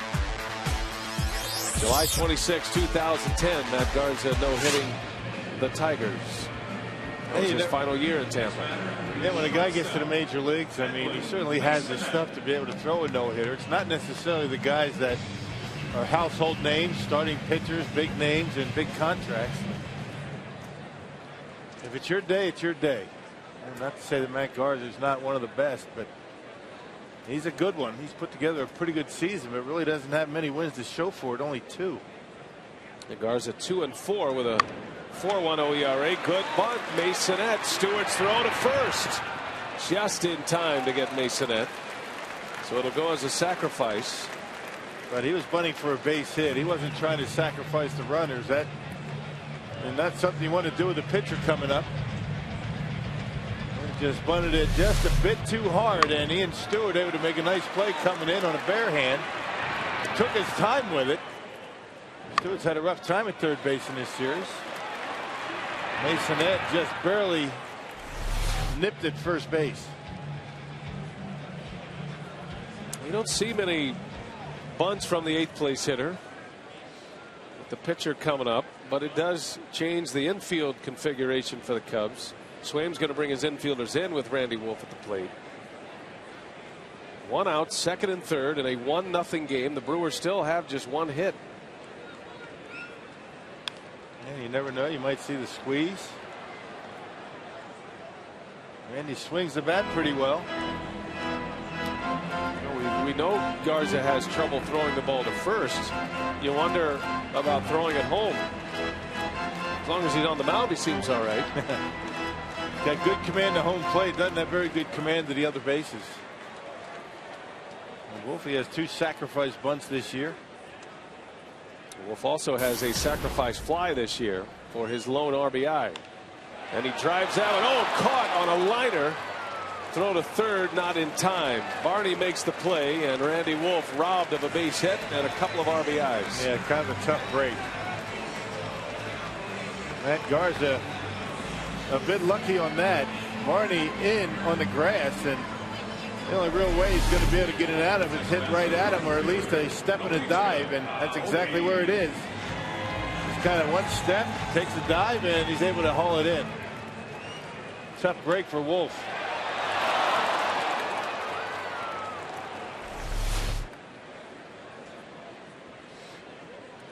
So 2 outs now. And back to the top of the order in Nori Aoki, who has that lone hit, the home run in the 4th.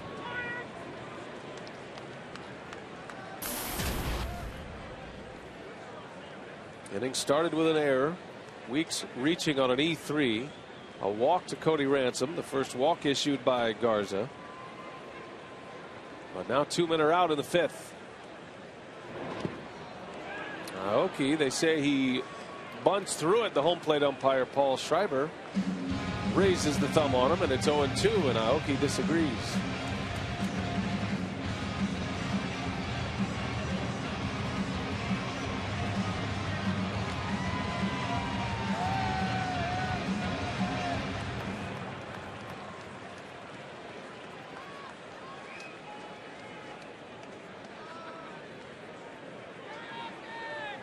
The Brewers looking for a big hit with 2 outs.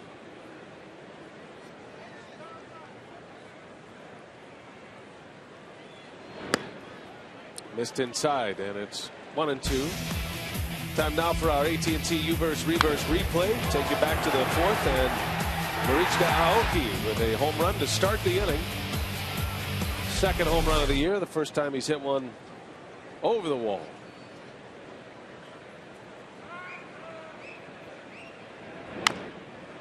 Slaps it over to third. Stewart makes the play. Garza gets out of the inning. The Brewers strand a pair, and it's still 1-0.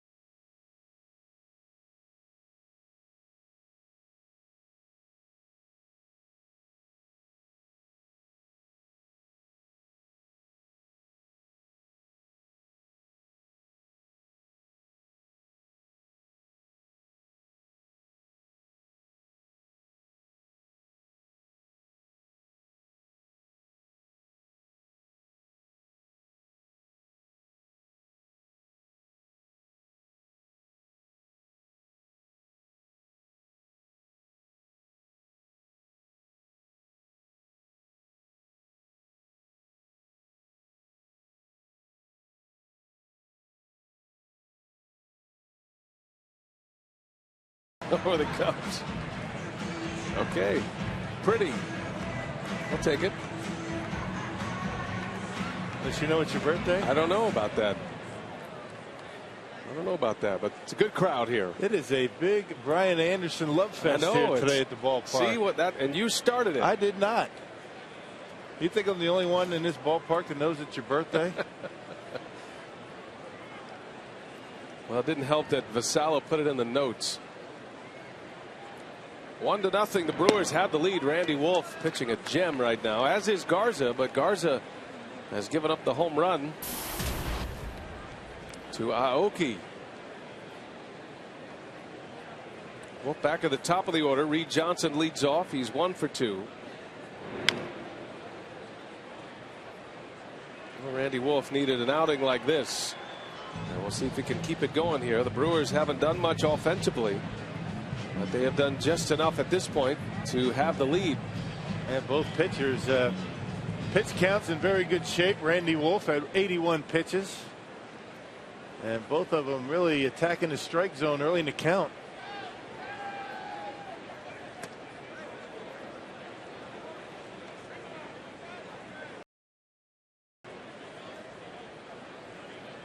Johnson reached on an infield hit his last time up. He is 1 for 2. Swaim trying to stack as many right-handers in the lineup as possible. He turns on that one, just foul.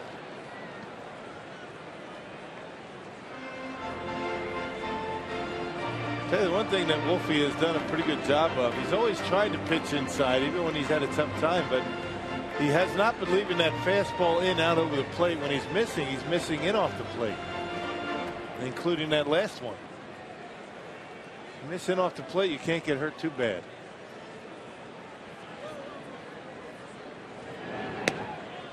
Oh, it didn't miss by much. Johnson lays off. And Wolf has a good changeup and can pitch away, as Renicky said in his scouting report of Randy Wolf. He has to command that inside part of the plate. He's done so today about as well as he has all year.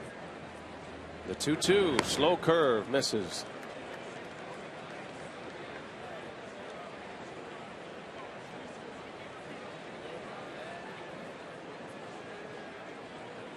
Randy Wolf in his 3rd year as a Brewer, in the final year of his contract.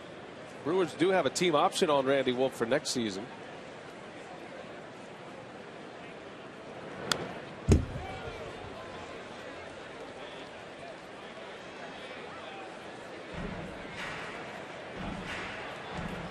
Wolf's been able to come back from Tommy John surgery, and he thought his career was coming to an end.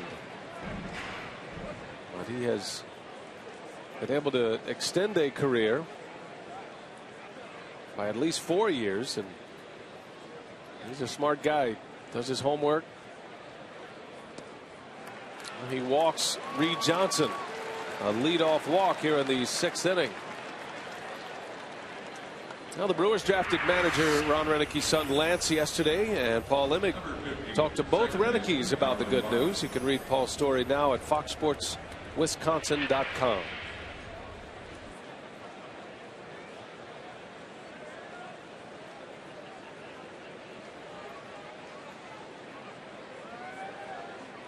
Here's Darwin Barney with a man on. That walk snaps a string of 8 in a row retired by Randy Wolf.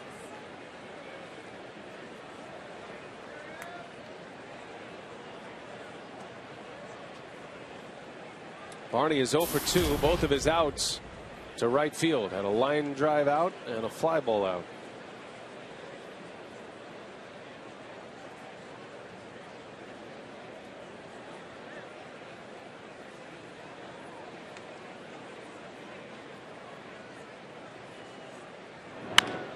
A shot. Weeks makes the catch.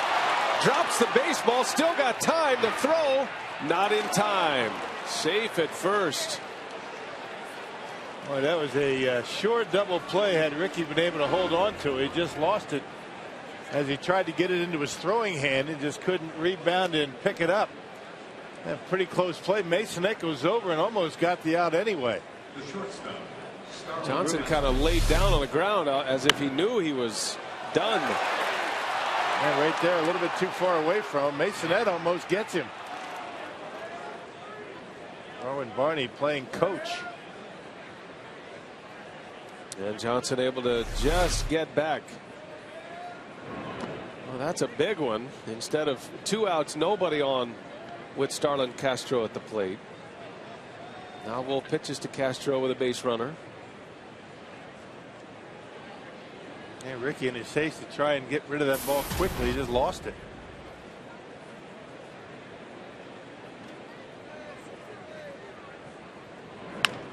Bouncing ball to third. Ransom to Weeks. The turn. And safe is the call. Castro beats it out.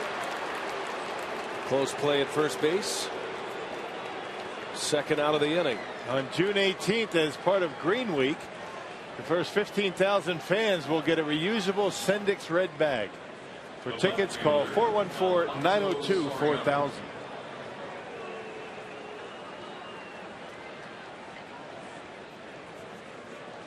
So 2 men are out, and here is Alfonso Soriano.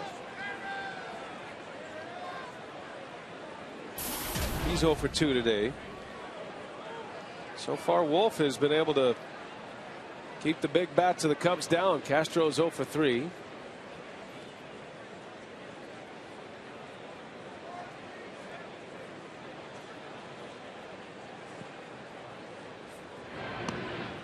Castro is a stolen base threat. He has 15 stolen bases this season. And we'll see if he's on the move. Randy Wolf can be tough to run on. And he's got Castro jumping around at first base. Yeah, kind of hangs that front leg up there and waits for the runner to commit himself, and then he'll either go to home plate or go to first base. And you figure Castro is going to try and steal at some point here. That would have been a good pitch to run on. He stays put, and Wolf falls behind Soriano. Starlin Castro is 4th in the National League in stolen bases. Has as many as Michael Bourne.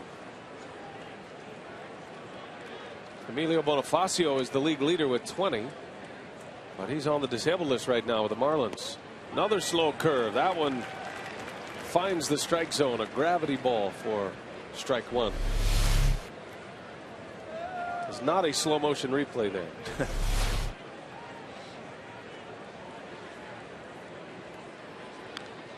And he goes back to it again. That's 3 consecutive curveballs from Randy Wolf, and he's ahead of Soriano 1 and 2. And this Cub team has had a tough time with the curveball. Had a tough time with the Gallardo curveball. First game of this series. And Greinke very effective with his slider last night. Another one. 4 in a row.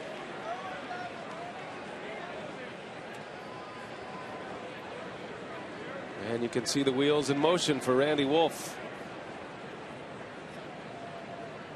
What does he think I'm going to throw here? Shakes off the curve, going to the fastball, the 2-2. And he got it by Soriano. That's the thing. Yeah, up and in, but it wasn't supposed to be up and in. It was supposed to be away, but a good miss by Randy Wolf. If you're going to go in, go up and in, not down and in. Missed his spot, but he put it in a pretty good location. There's a big difference between having velocity and having life on your fastball. And that last fastball to Soriano would figure it probably seemed about 95 after those 4 slow curveballs. Throw a cutter.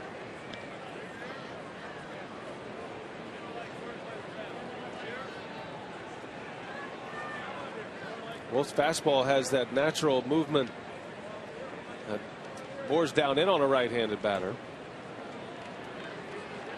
2 and 2. Castro staying put at first. And a swing and a miss. The curveball got him. Soriano saw 5 of them in that at-bat. And down he goes. Randy Wolf strands a base runner at first. 6 shutout innings.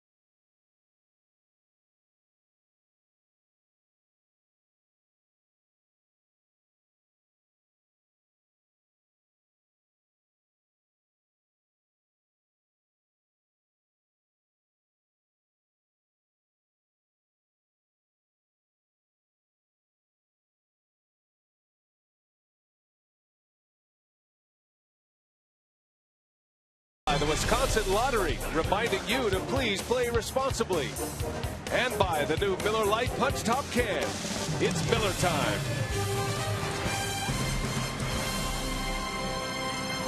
Roof is open on a beautiful Thursday at Miller Park. Time now to take a look at our Jimmy John's high-speed delivery. Matt Garza topping out at 96 miles an hour today. Randy Wolf at 90. And this one is turning into a gem here right before our eyes. The Brewers have a 1-0 lead. The only hit against Garza was a Nori Aoki homer. That came to lead off the 4th inning. Aoki made the last out last inning, and that means Nigel Morgan leads off here in the 6th. Well, these are the kind of games that can swing with one at bat. And right now it's swinging in the Brewers' favor. Garza's given up just the 1 hit. Randy Wolf has allowed just 3, and none since the 3rd inning. Nigel Morgan followed by Braun and then Corey Hart.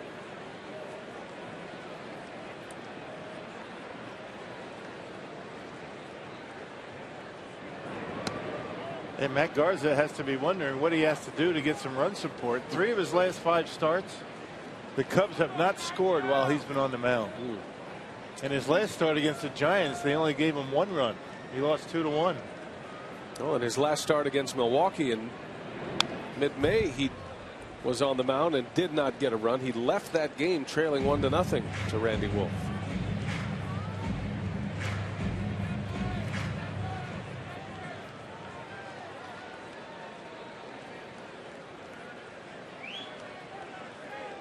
Ball and 2 strikes on Nigel Morgan, who is 0 for 2 today. And down he goes. Garza with a 93-mile-an-hour fastball. He strikes out Morgan for the 2nd time. And the Brewers and Brewers Enterprises have planned a one-of-a-kind summer weekend road trip to St. Louis. On August 2nd through the 5th, you get transportation, tickets, breakfast, lunch, tours, and more as the Brewers battle the Cardinals. For more information and to reserve your spot, call 414-902-4424 or visit millerpark.com. Say hello to the 8th graders from Swallow School here at the ballpark today. Got a big group of them on the upper deck. A lot of big groups today at the ballpark. School wrapping up tomorrow for the most part across the state. And then big fun for the parents after that. They're under your jurisdiction from now until September. Yeah, good luck with that.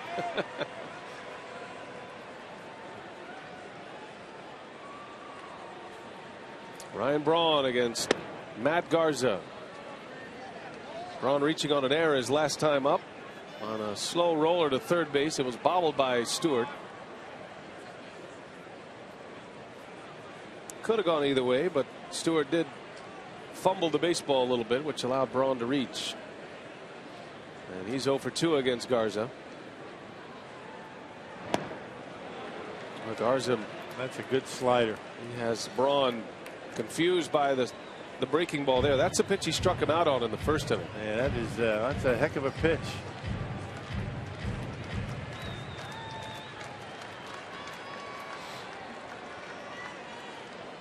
One and 2. And Braun takes a fastball.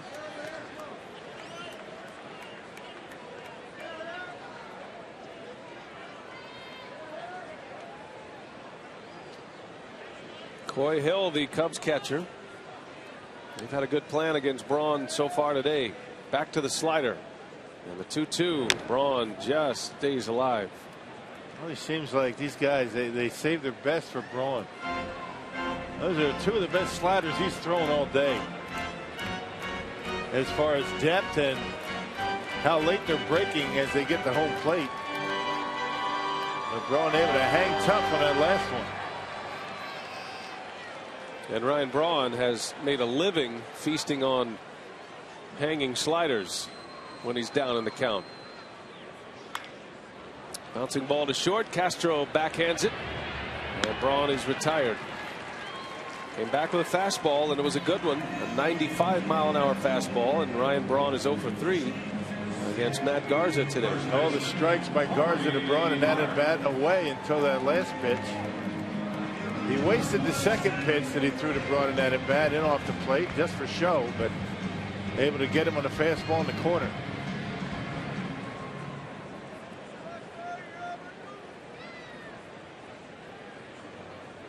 So 2 out, and here's Corey Hart.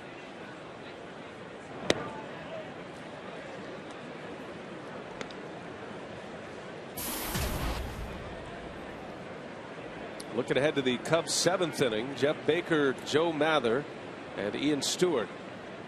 5, 6, and 7 in the Cubs order coming up.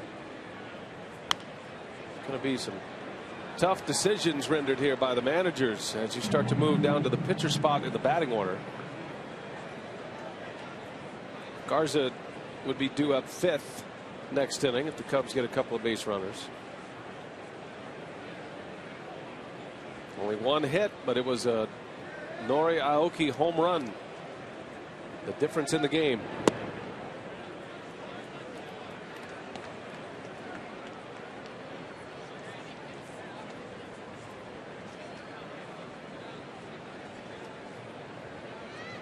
The Brewers had 2 on in the 5th inning, last inning, with nobody out, unable to score.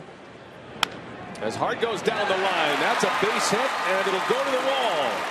Extra bases for Corey Hart. Soriano taking his time picking up that baseball. So a double for Corey Hart with 2 away, and a base runner in scoring position now. Well, able to pick on that fastball in. That's the pitch that Braun grounded out on. Fastball up and in. Watch the hips for Corey. Open up, leading that bat to the strike zone, and he's able to rip it down the line. Just out of the reach of Stewart and down in the corner, and a 2-out double for Corey Hart. Hit number 2 for Milwaukee.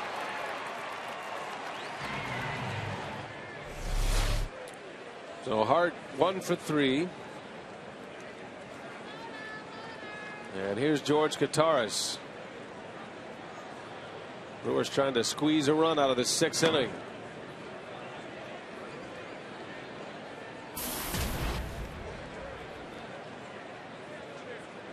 Kataris hit one fairly deep to left his last time up. Certainly has power to all fields, but his best power is to the pull side. He's hit some long home runs.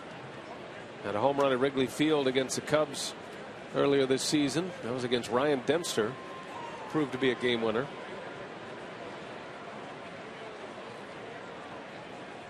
These low scoring close games have been nemesis games for the Brewers this season.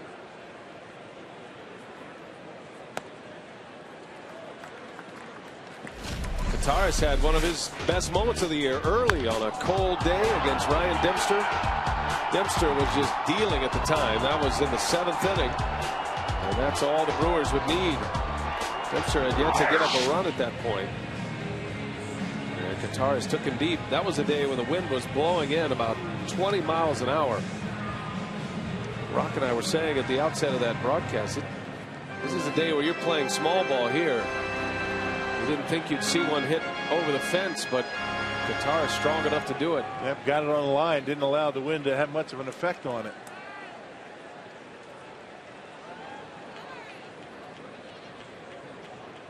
Two and 0 to Kataris.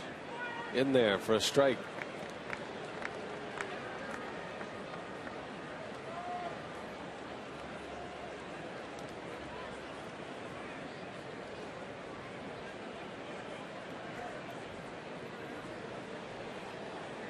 And a 2-out double from Hart.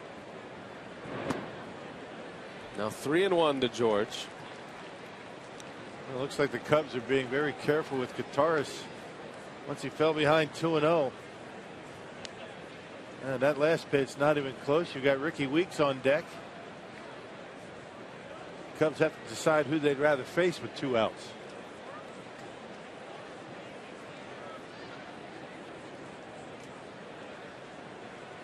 See if he offers him anything here, and he does. He comes with a fastball. Kataris fouls it away. Answers that question right down the middle. You figure with a guy like Garza, his stuff, you know, he is an ace type pitcher. Coming right after the Brewers backup catcher in a spot like this.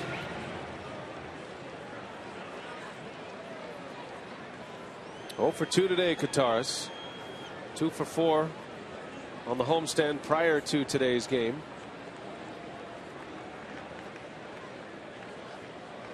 Payoff pitch and a line drive to right, a base hit.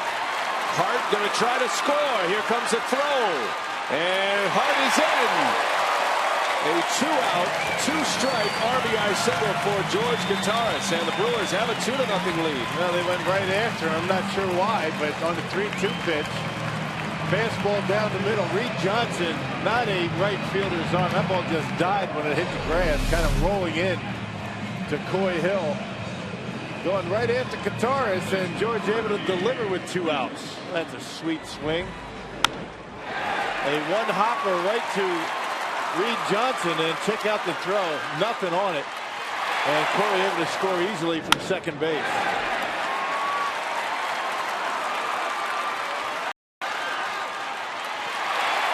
So a big hit, a 2-out single by the Brewer catcher, and it's 2-0 Milwaukee.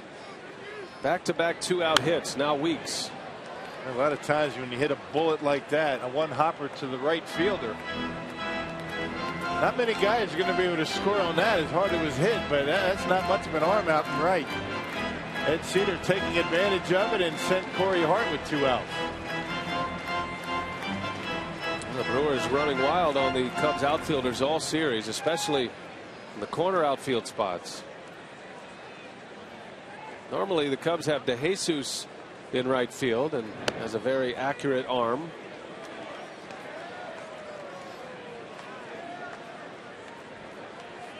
Dale Swaim only having one left-hander in the starting lineup. That's Ian Stewart today. All the lefties on the bench.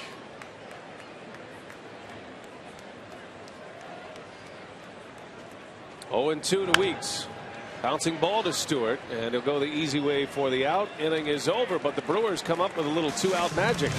Back-to-back hits, Hart and Gutaris, and it's 2-0.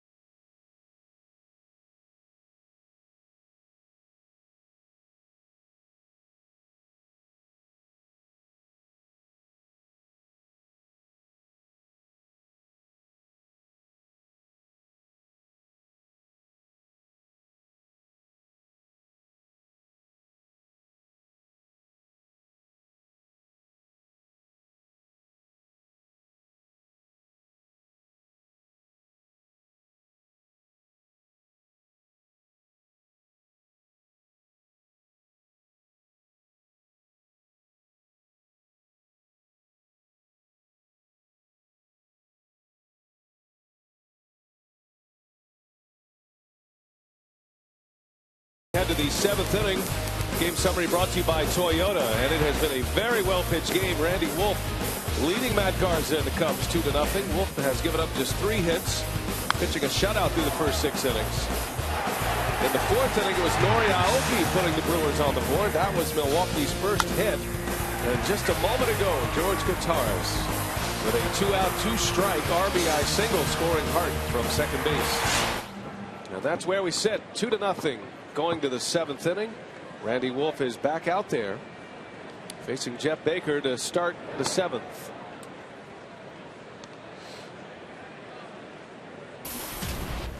Baker is 0 for 2. He hit one sharply his last time up against Wolf. A line drive out to center field. Baker's been the toughest out for Randy Wolf throughout his career. Came in with a .385 batting average against Randy.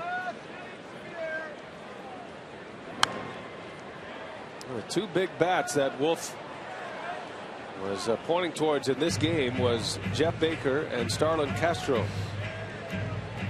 Both hitting into the .380 mark against Randy Wolf. And yet at this point They are a combined 0 for 5.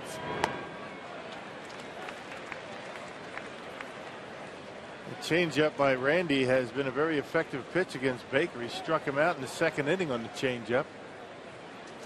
At 99 pitches, and 2/3 of his pitches today, or very close to it, have been strikes.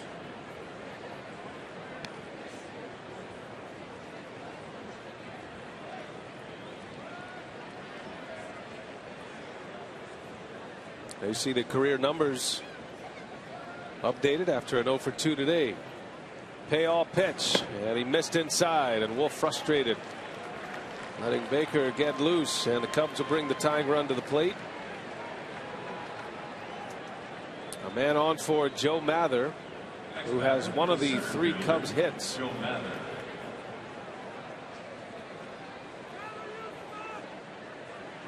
That hit by Mather in the second inning, a clean single to right center. The first ever against Randy Wolf. He had been 0 for 6.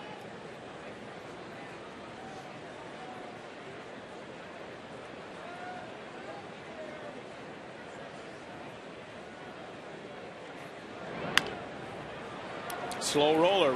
Ransom bobbles, and everybody's safe. Just talking about how good he's been defensively. I think he was trying to do too much there. Instead of taking the shore out, it looked like he was thinking about second base. It'll be an error on Ransom. Yep, trying to get that lead run. You could see him right there. It looked like he was trying to get the ball off to second base, and in the transition rolled right out of his glove, and that'll be an E5. First error for the Brewers in a while, about a week and a half. Yep, they went 9 consecutive games without an error. Now 2 on, nobody out. Stewart.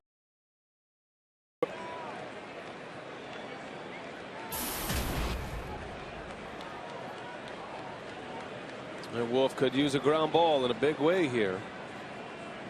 Stewart has struck out twice today against Wolf.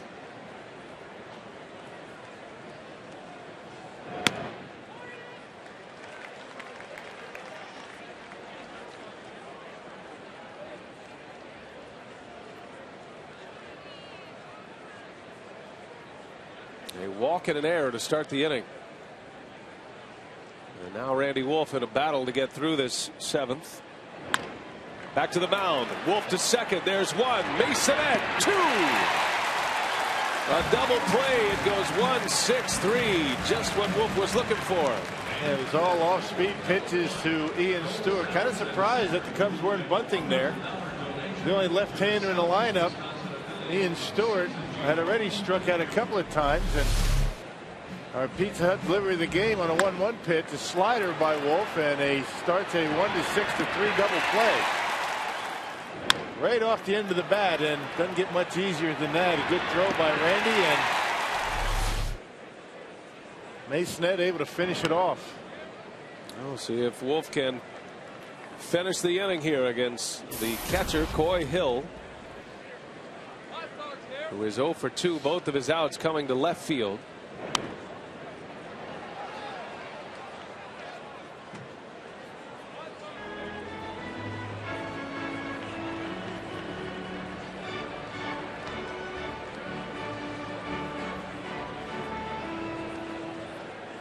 That's Jeff Baker over at third base. After the 1-6-3 double play, Hill, a base hit down the right field line. A run is in. Hill on his way to second base. The throw comes in. The tag, safe at second. A hustle double by Coy Hill. That was close at second base. Now Randy Wolf got in on him, but Coy Hill able to muscle it right down the line out of the reach of Corey Hart. Check it out, fastball in, kind of a slice job right inside the first baseline, and look how quickly Aoki gets to it and puts it right on the money to second base. It looked like a pretty good call at second, but he got the foot in there before the tag went down. And the first Cubs run comes in. A 2-out RBI hit by Hill. Tough break for Randy Wolf. That was a good pitch. Rick Kranitz out to the mound to chat with Wolf and Kataris. Going to have a pinch hitter here. So Matt Garza will be pulled back. That's a good pitch up and in. Not much you can do about it. A late swing by Coy Hill, but able to muscle it down the first baseline. He got jammed. The ball got in on him, and he hit it in a pretty good spot. So a runner at second, the tying run, and Dale Swaim will bring David DeJesus off the bench to hit. Matt Garza finishes with 6 innings, 3 hits, 2 earned.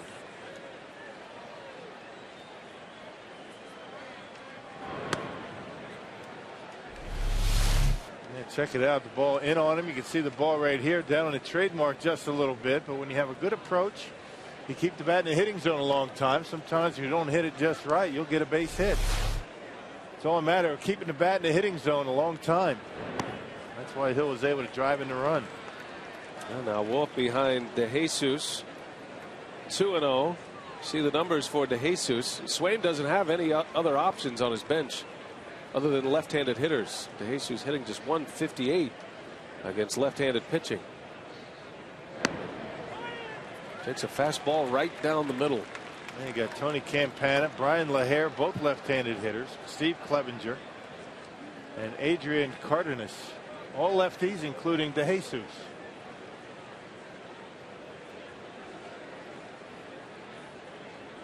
Wolf pitching with a tying run at second base. A huge double play turn. That one's on the outside corner. Well placed fastball by Randy Wolf, and it's 2-2.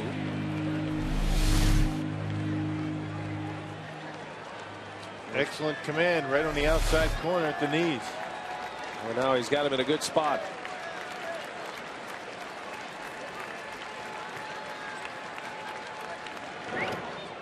Missed with a breaking ball. Full count to DeJesus. Cubs have had a hit, a walk. There's been an error. A 1-6-3 double play, and Wolf can still escape this inning with a lead.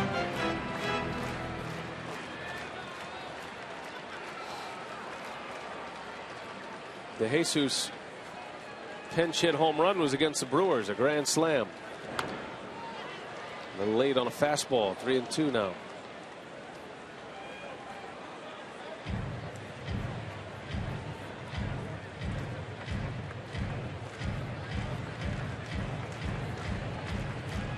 Wolf's pitch count at 115.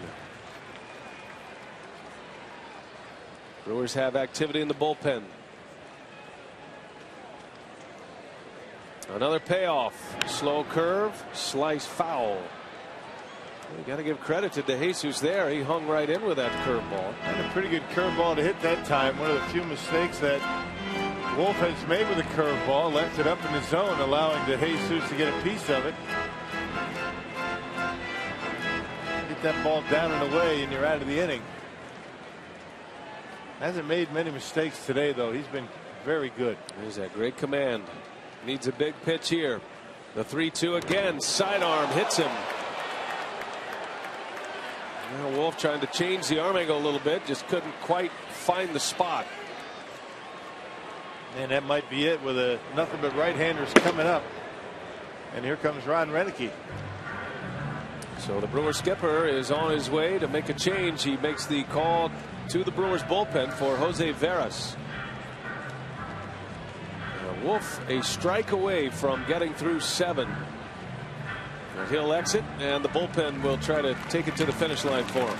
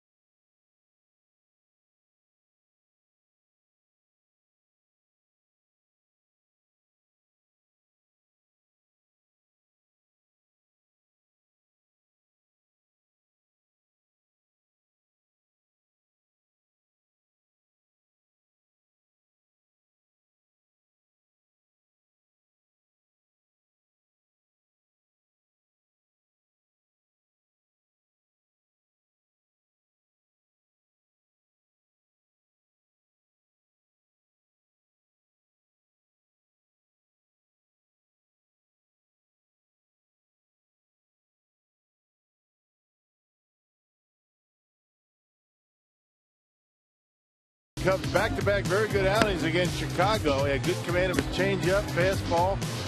Kept his cut fastball and his curveball down in the strike zone. 1 run, 4 hits, a couple of walks, and 6 strikeouts for Randy Wolf today. Excellent outing once again here today against the Cubs. 6 2/3 innings, just 4 hits allowed, and 1 run. He will not get an earned run today. Remember the error earlier in the inning. But his win is on the line. He'll turn it over to Jose Veras, first out of the bullpen, to try to clean it up here in the 7th. The Cubs have 2 on with 2 out. You see the numbers on Jose Veras. He's been hit and miss this year. But when he's been right, when he's throwing his breaking ball for strikes, he's very tough to handle. And hasn't allowed an earned run in his last 8 appearances. That covers 9 innings. He pitched last night against Chicago. Gave up a hit, a couple of strikeouts in an inning of work. So he's up in a big spot with Reed Johnson at the plate. Johnson has reached twice. Infield hit and a walk against Randy Wolf. 2 outs in the inning and a 2-1 Brewers lead. And there's that curveball for a strike, and that's a good sign early for Veras. Veras has a big fastball as well with a lot of movement. But he relies on that breaking ball for his strikeouts. And not often you got to get a swing on it. They take it because they're looking for that big fastball at about 95. There's another breaking ball. That one's popped up. Ricky Weeks is back. Aoki will make the call. And Veras gets his man. Strands 2 inherited runners. 2-1. The Brewers still lead. Stretch time in Milwaukee.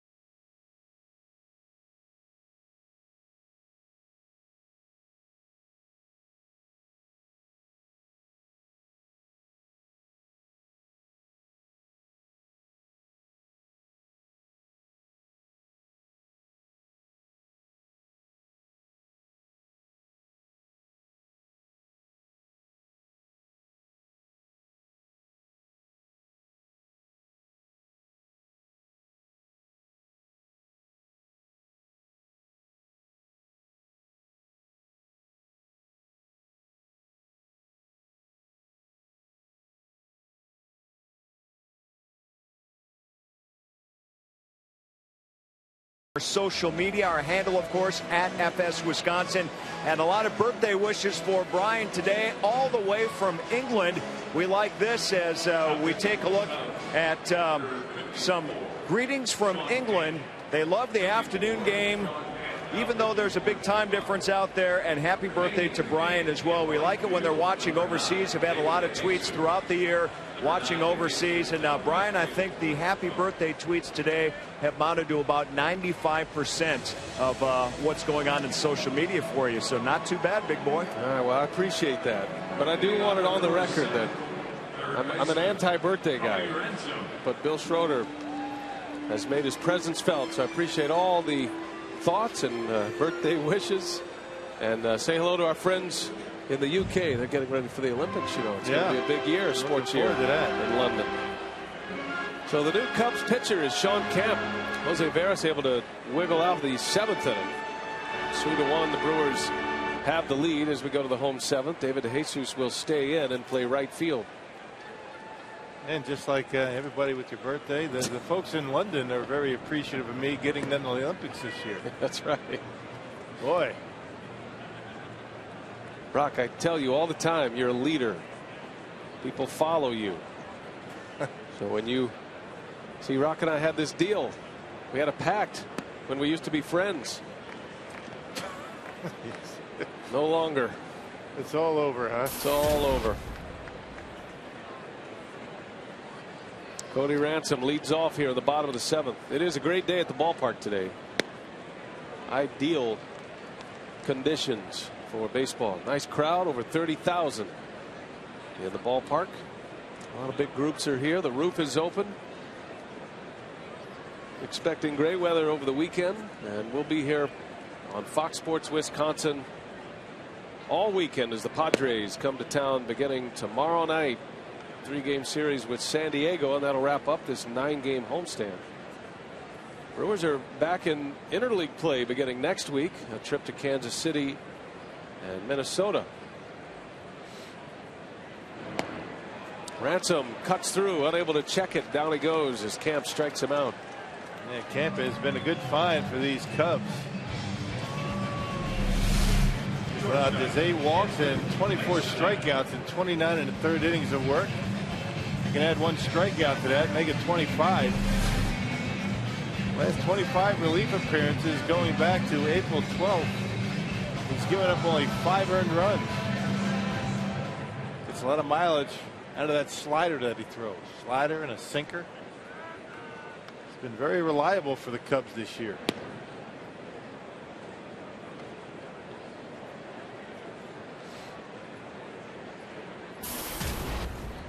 Well, the fact that the Brewers were able to get through the top of the 7th without surrendering the lead, as Masonette drives one to center field, but right at Mather, and there is out number 2. The fact the Brewers get out of the inning and yet Swaim has to pinch hit for Garza, best case scenario for Milwaukee. Garza plenty strong to continue in this game. Frankie Rodriguez preparing for the 8th inning. And that's sometimes why you have a team that isn't winning a whole lot. They don't score a lot of runs. You got to pinch hit for the pitcher, even though he's pitching well. It's something that you don't have to deal with in the American League. Something that Ron Rennie is not going to have to deal with next week. Martin Maldonado will hit for Veras, so he'll face just 1 batter today. Yeah, the Brewers will be using the designated hitter beginning next Tuesday in Kansas City, and a lot of discussion on who that person will be each day. It'll be unconventional for sure. A lot of teams go down into their minor league system. They'll bring up a prospect to see how he'll do as a DH. Brewers have done that with Prince Fielder and of course Matt Gamble. But half of the Nashville Sounds is here, it seems like. So I think that's where the American League has the advantage in interleague play. I mean, when you talk about American League teams going to National League ballpark, it doesn't matter if a pitcher is hit or not. I mean, it really doesn't. A pitcher's a pitcher. They might get some base hits, but I think that the fact that American League teams have that DH that's there every day, that's a big advantage because it's not as easy as it looks to be the designated hitter. I know Prince Fielder really struggled in that role. As a matter of fact, with the Tigers this year, he's only been used as the designated hitter once this season. He didn't like it. He let Jim Leyland know quickly that he is not comfortable in that role at this point of his career. It's not an easy thing to basically get 4 pinch hit at bats and keep yourself occupied between your at bats. Take experience, and the only way you can really get used to it is to do it. Figure out what you have to do between your at bats. Every guy that is the designated hitter. That's why in the American League you don't see teams bouncing back and forth with different designated hitters. It's usually one guy.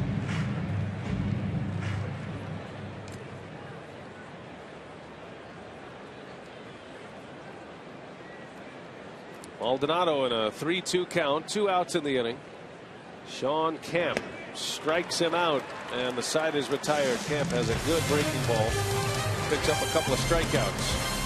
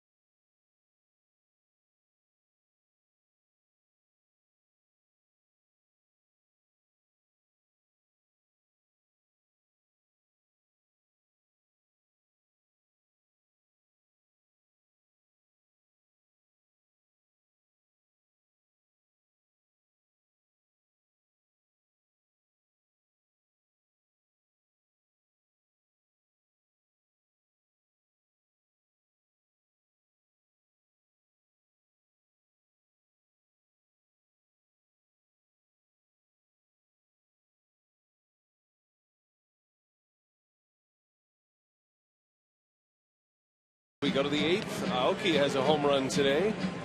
And our Miller Lite, what's on tap? The Padres coming to town tomorrow. 6:30 is airtime tomorrow night. And then note the airtime on Saturday at 2:30 Brewers Live. Sunday 12:30 Brewers Live. Game reset as we move into the 8th inning now. Randy Wolf outstanding today. He goes 6 2/3, 1 run. It was unearned. Strikes out 6. He is in line for the victory. Would be his 3rd of the year. Nori Aoki hit his 2nd major league home run. His first that actually went over the wall. That was the first hit the Brewers had against Garza. He pitched a very good game but surrendered a couple of runs. George Kataris had a 2-out RBI single in the 6th inning. Had a 2-out 2-strike RBI single. So now Frankie Rodriguez in a hold 'em roll as we move to the 8th inning. Has a pitch in Sunday against the Pirates. Tossed a 3-up, 3-down 8th inning. He's been very good in his last 12 appearances. 2 earned runs in 11 2/3 innings. That covers 12 appearances. Martin Maldonado will stay in the game to catch K-Rod as we go to the 8th now. 2-1 Brewers. Darwin Barney leads off. This is the tough part of the order for the Cubs. K-Rod will have to do the heavy lifting here in this 8th inning. Barney, Starlin Castro, then Alfonso Soriano.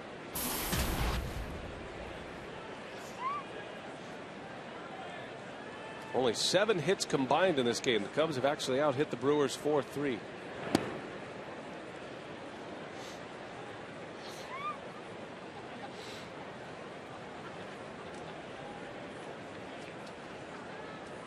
Barney's 0 for 3. He's hit the ball sharply twice, though. Has a couple of line drive outs.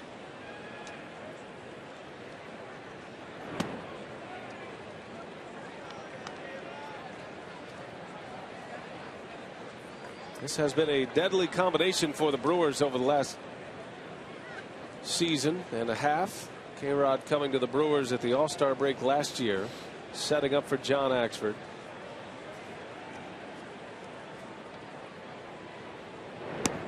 There's a strike. 2-2 on Barney. As a matter of fact, the Brewers have won 66 straight games when they take the lead into the 8th inning. They've not lost a game of that nature since July 4th of last year against Arizona. Fly ball right field, playable for Aoki.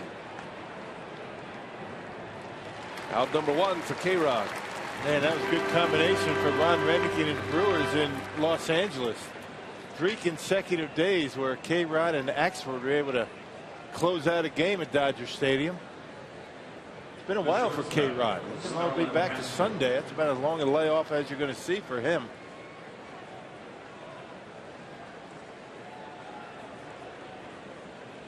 Rodriguez pitched a perfect 8th inning against the Pirates.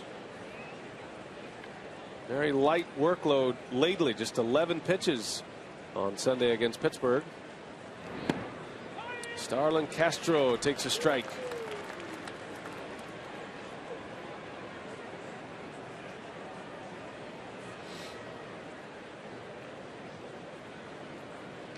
Rodriguez earned his first save as a Brewer against the Cubs on April 10th.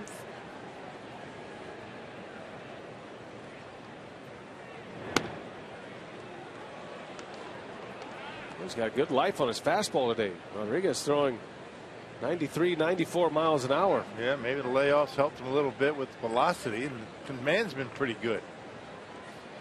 That last pitch looked like a good one, but off the plate. Ball and a strike on the dangerous Starlin Castro. And that one didn't miss by much, but he lays off. 2-1.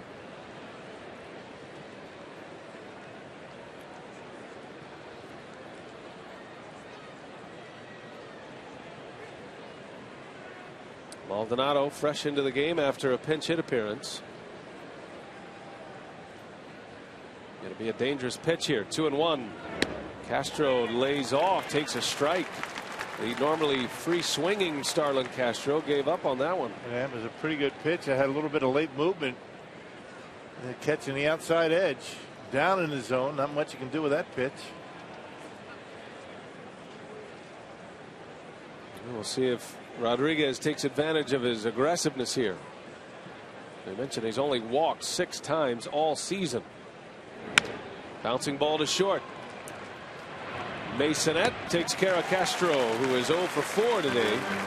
That is a big bat quieted down by the Brewer pitching staff. And that's a good pitch by K-Rod down in his zone. It had the plate, but it was down around the knees, and all Castro could do is beat it into the ground.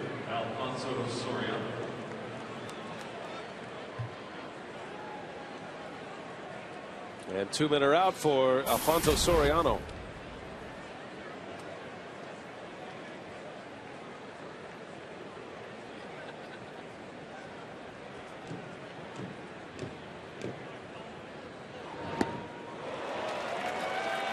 Violent hack. K-Rod had him out in front. The off speed, the slow curveball, the changeup. They've given Soriano fits tonight. Yes, it has this entire series. Randy Wolf threw him 5 curveballs in a sequence earlier and struck him out.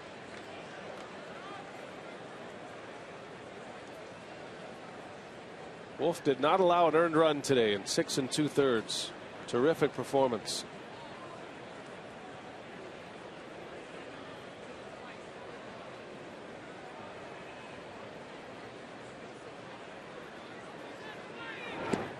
Another one. The signature K-Rod changeup, and it's 1-2, and you couldn't put it in a better spot. Yeah, down and away, and Soriano trying to tie it up with the big swing. Came up empty, way out in front. What a matchup here. K-Rod and Soriano. That's one thing about Alfonso Soriano. Even his swings and misses are entertaining. He takes a huge cut. There's no 2-strike approach with this hitter.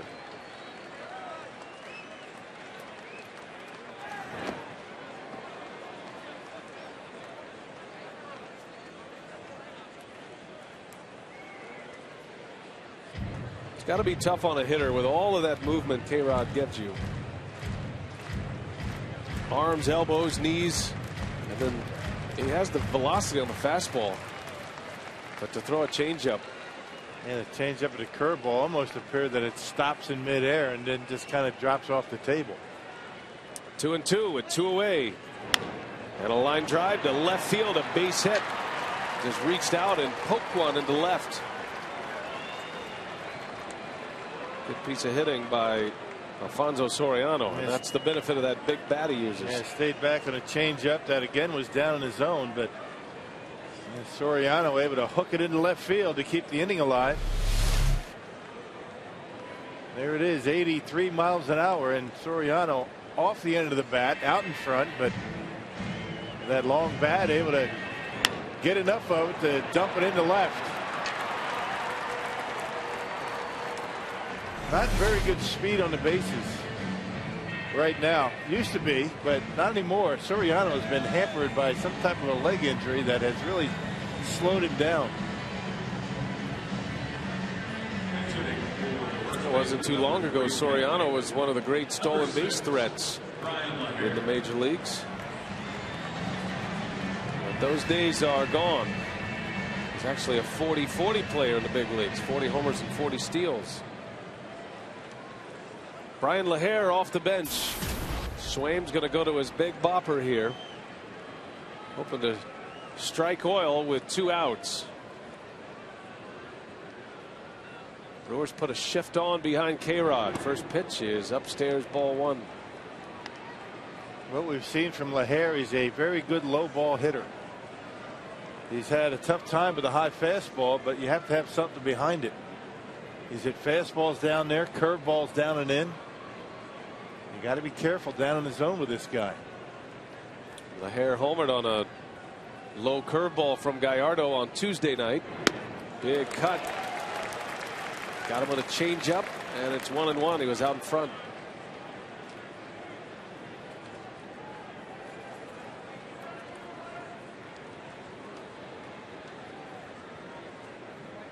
Got off to a very fast start with 5 homers in April in the cold weather of Wrigley, and homered here on Tuesday night. Soriano takes off, and a swing and a drive right center. This is trouble. Back is Morgan. There it goes. A 2-run homer, and the Cubs have taken the lead.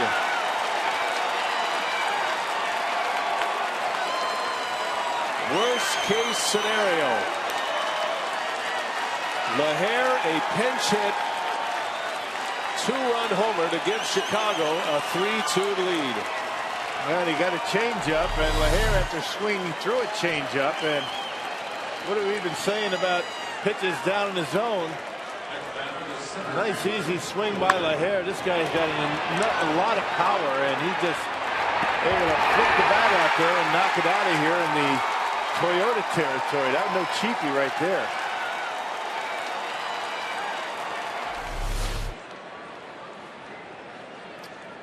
A 2-out 2-run homer by LaHair. Boy, Dale Swaim pushed the right button there.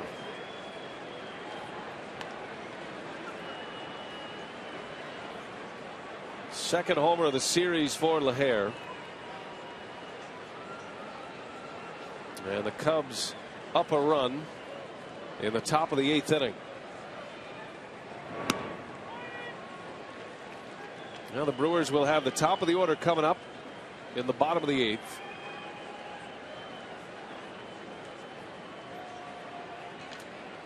Got Aoki, Morgan, and Ryan Braun first up.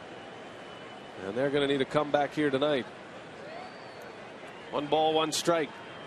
Mather takes a ball low. 2-1. It's amazing how things can turn around, isn't it? 2 outs, nobody on, 2 strikes on Soriano, and then he loses the lead in the next hitter. Back-to-back changeups to LaHair. Second one ended up out of the ballpark.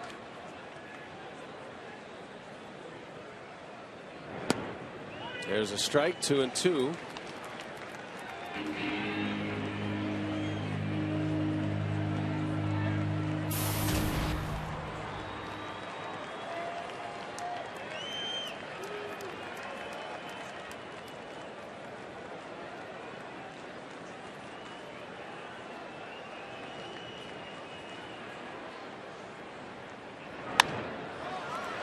Corey Hart lays out. Shovel to first. Safe. Mather beats it out. Good play by Hart. But Mather beats K-Rod to the bag. A tough one to finish off. Mather runs well. And it's an infield hit to extend the inning. And it might have been an easier play for Ricky Weeks.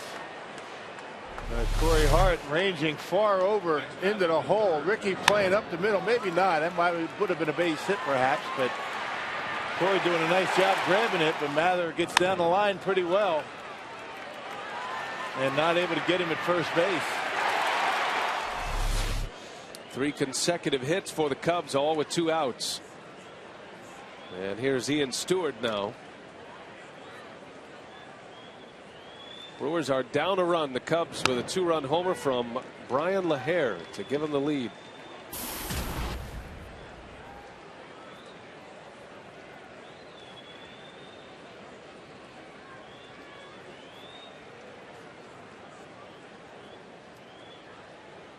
Miller Park has gotten very quiet here in this 8th inning.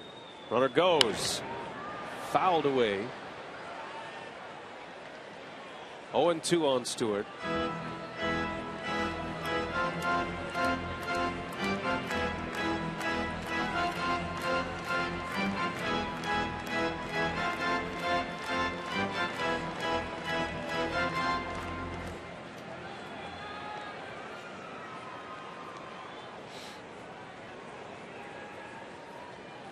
Maldonado has a great arm behind the plate. See if Mather's moving again.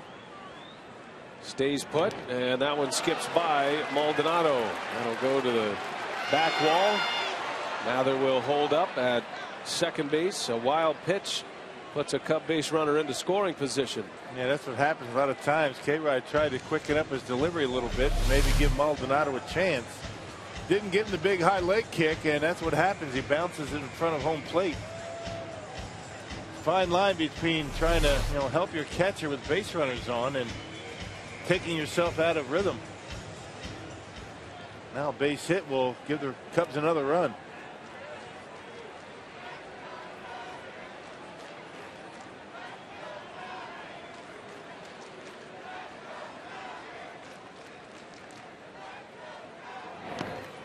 There's a strikeout, and the inning is over. But the Cubs get a big pinch hit appearance from Brian LaHare. It's a 2-run homer off K-Rod. And the Cubs now lead 3-2. Bottom of the 8th coming up, top of the order.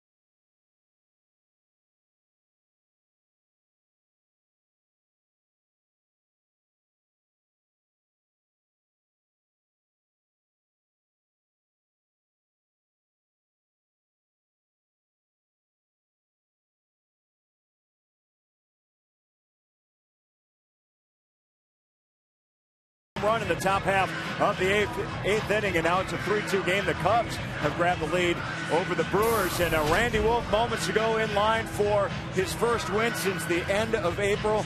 Jerry, our Marshfield Clinic shining moment. He pitched a gem today to try to put the Brewers in position. Well, you really got to like the way, they needed a big outing from Randy today. Right from the beginning, he went out there, was aggressive in the strike zone, used all his pitches, was really threw the ball very well today, had great command.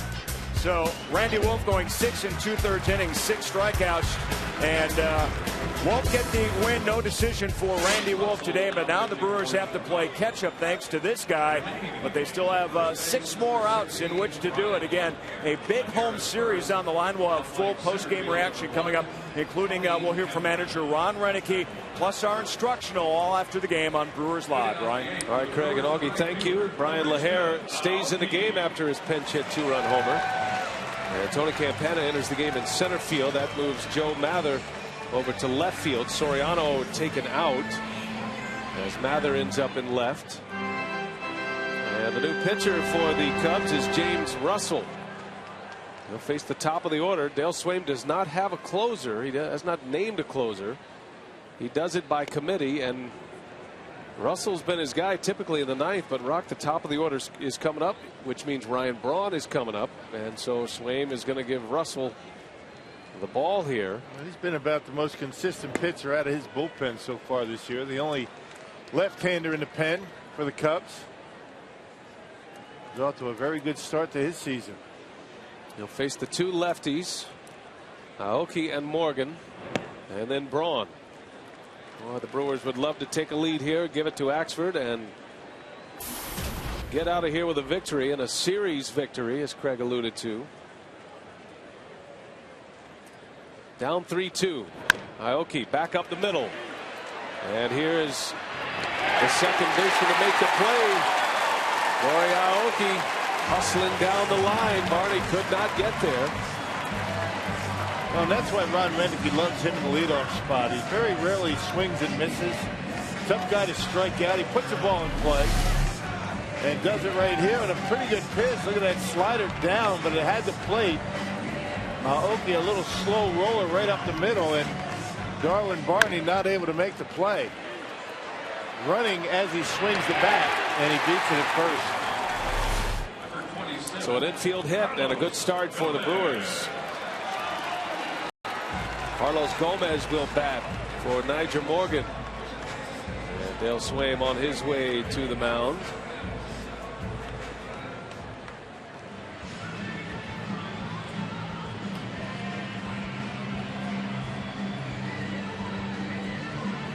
And Swaim's going to make the change. So Manny Corpus out of the Cubs bullpen after the Brewers get an infield hit from Aoki. We'll take a break.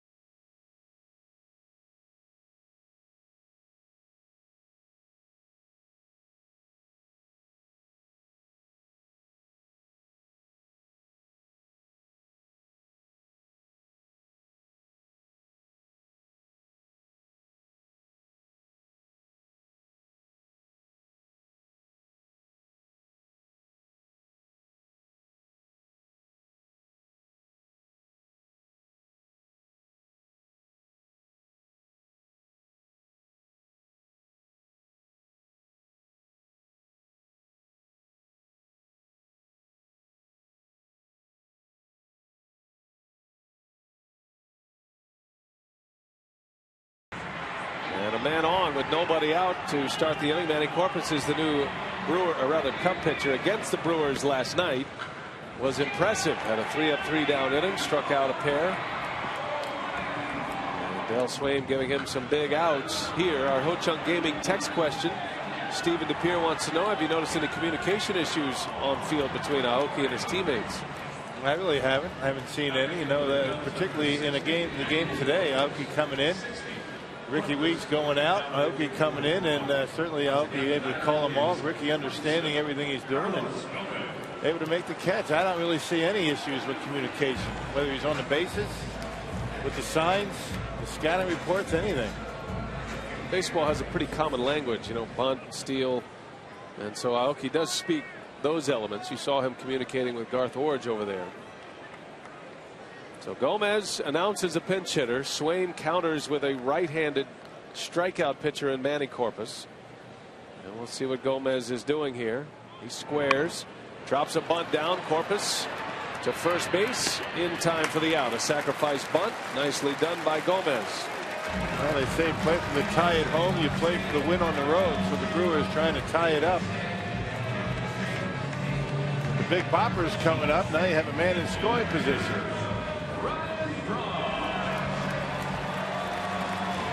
So Gomez advances Aoki with Braun coming up.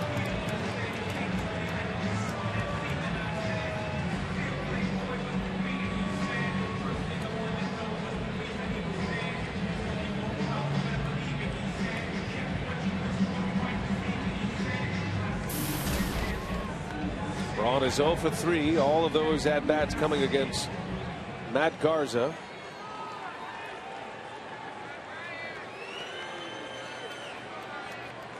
One homer behind Carlos Beltran of the Cardinals for the National League lead. This would be a good spot to join Beltran. A long ball here. The Brewers take the lead in the bottom of the 8th. A little flare, right field, long run to Jesus, and he's there for the out. Braun retired. 2 gone. That's a big out for Manny Corpus to get. Yeah, first pitch slider got in on his hands, and Ryan pops it up.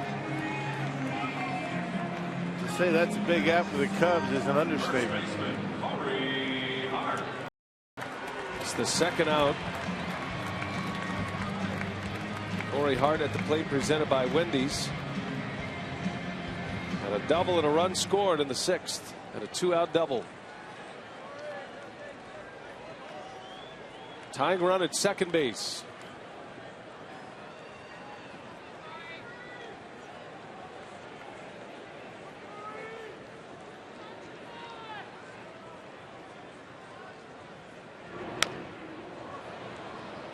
Hart tried to check his swing. Foul ball strike. Ron Renicky has sent a Ramos Ramirez to the on deck circle. He's been out with a quad injury. He's missed 5 games. Maybe a chance to step into the spotlight here in the 8th inning. We'll see. It was questionable whether he was going to start today, and he did some light running before the game. Ron Renicky had decided to hold him back, but good enough to hit.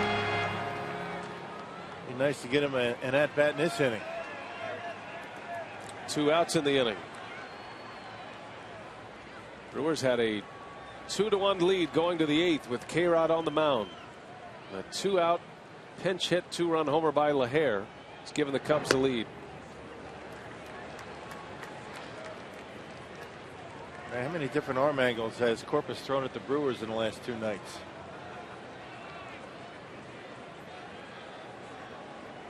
Former closer with the Rockies, coming back from elbow surgery.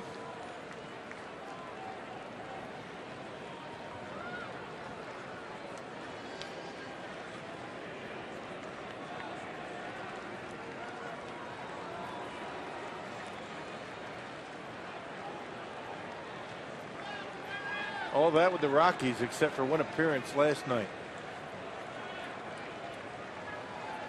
Hard looking for a mistake. 1 ball, 1 strike.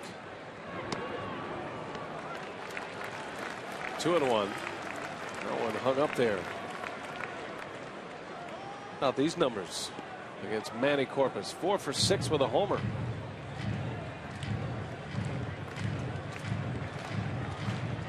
This is a much different Manny Corpus than we remember with the Rockies. I mean, he used to throw pretty much over the top. Now he's slinging it side on.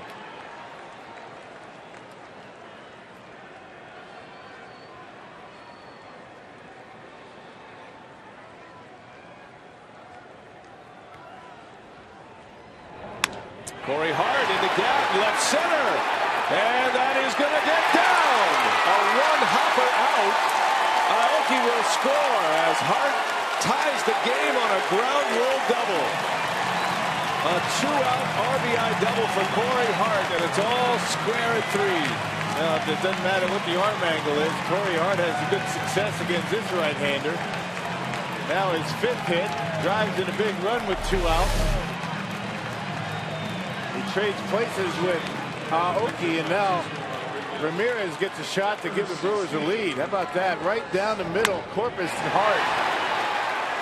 And you can see how far Campana had to go. He was shaded around toward right center. Had a long way to go. Couldn't catch up to it. The fact that it bounced out probably cost Hart a triple, but it does plate the run to tie the game. The Brewers have answered. And Aramis Ramirez sent up there to pinch hit. He'll be intentionally walked with a base open at first. And that'll give Ricky Weeks a chance to give the Brewers the lead in this 8th inning.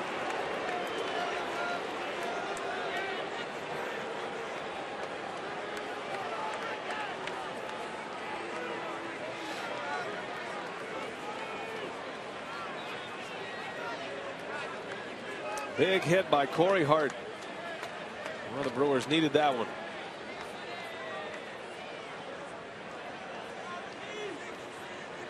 There's been some 2-out production in this game.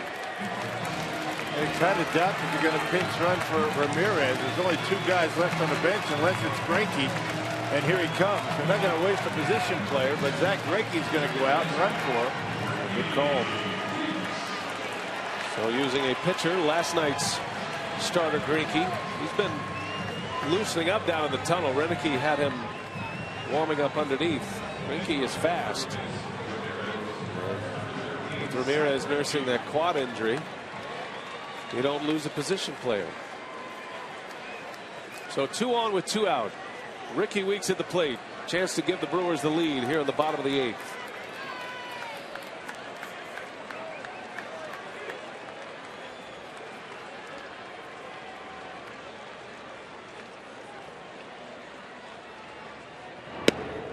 And a strike, a fastball from Corpus.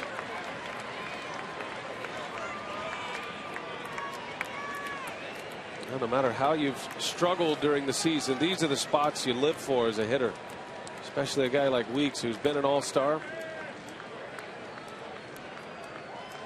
Chance to give your team the lead late, turn it over to your closer. 1-1. They're giving him a ton of room down the left field line, and Campana once again very shallow in center, really opening up those gaps. Not too many guys play a more shallow center field than Campana. 5 of the 6 runs scored today have been with 2 outs. Weeks would love to add to that total. Inside corner, strike 2. 1-2 on Weeks. Backdoor breaking pitch was supposed to be away. Corpus ends up throwing it. Looked like it was in off the plate, but he got the call.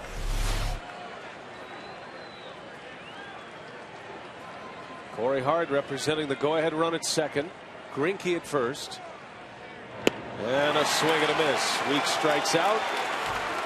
Inning over. The Brewers strand 2, but they get a big hit from Corey Hart to tie the game at 3.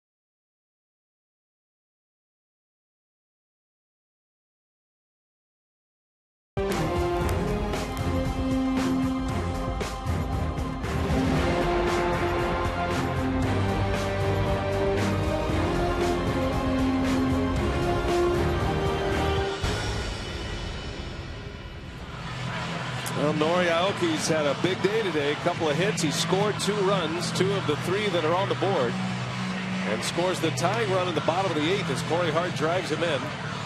With 2 outs, a double by Hart. And we go to the 9th in a tie game, 3-3. And Ron Renicky will leave Gomez in the game to play center field after his pinch hit sac bunt. John Axford, the closer, is on the pitch in a 3-3 tie in the 9th. And again, he hadn't pitched since Sunday against the Pirates. Just like Francisco Rodriguez gave up a run in an inning of work against the Pirates his last time out. Coy Hill will lead off.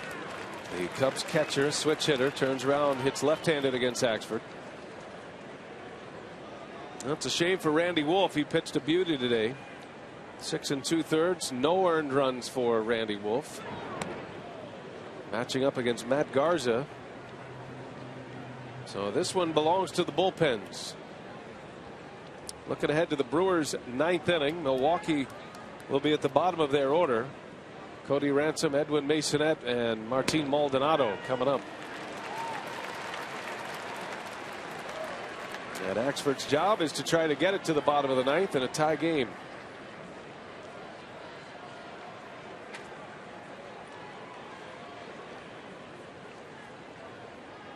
One ball, 2 strikes on Hill. And a swing and a miss. Maldonado blocks.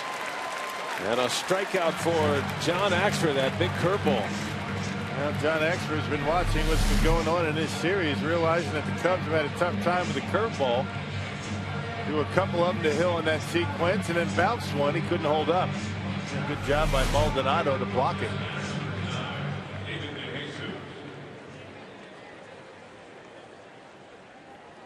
Now, Brewer pitching in this series with 37 strikeouts of the Cubs. Yesterday, 15 punch-outs. Greinke had 12 of them. Cubs struck out 14 times in the opener, despite winning 10-0. Oh, that's a good hook by Axford. That's his money pitch. He's tough to handle when he's throwing that one for strikes. Yeah, then that fastball becomes even more effective. And 96, 97 with the fastball, then he drops that curveball on you in the 70s.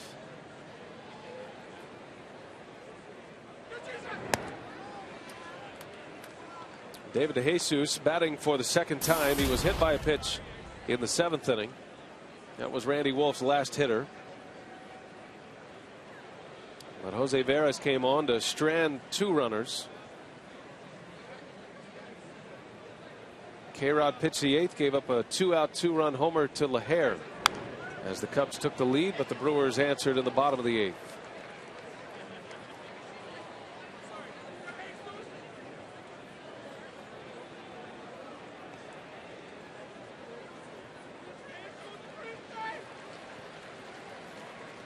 One ball, 2 strikes. The Axeman against David DeJesus.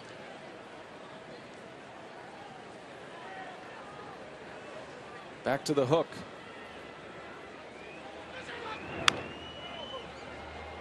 Count stays at 1-2. A lot of baseball today in the major leagues. Plenty of day games. The Brewers' next opponent, the Padres, are at home in San Diego against the Giants today. It's 4-3 San Francisco in the bottom of the 5th. That's Matt Cain on the mound for the Giants. Buster Posey has hit his 7th homer for San Francisco.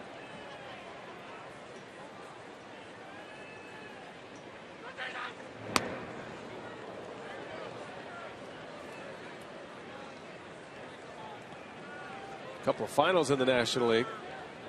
Dodgers beat the Phillies 8-3. Aaron Harang defeated Cole Hamels today. Just the 3rd loss for Cole Hamels. Phillies are reeling right now. They've lost 6 in a row. Little flare. Masonette is right there for the out. A jam shot off the bat of DeJesus for out number 2. Yeah, that's the effect of that good curveball. Then you come back with a fastball. Hitters, in the back of their mind, not convinced they're going to get one. Then they're behind it. A little flare that Masonette's able to handle. Yeah, the Phillies are 12-18 at home this year. Hard to believe. That is a tough place to play. Has been. Very similar to the story here at Miller Park this season. Phillies are now 3 games under 500 in last place in the National League East. The Nationals lost today to the Mets. Mets have been a big surprise. They're just a game back of the Nationals for the NL East lead.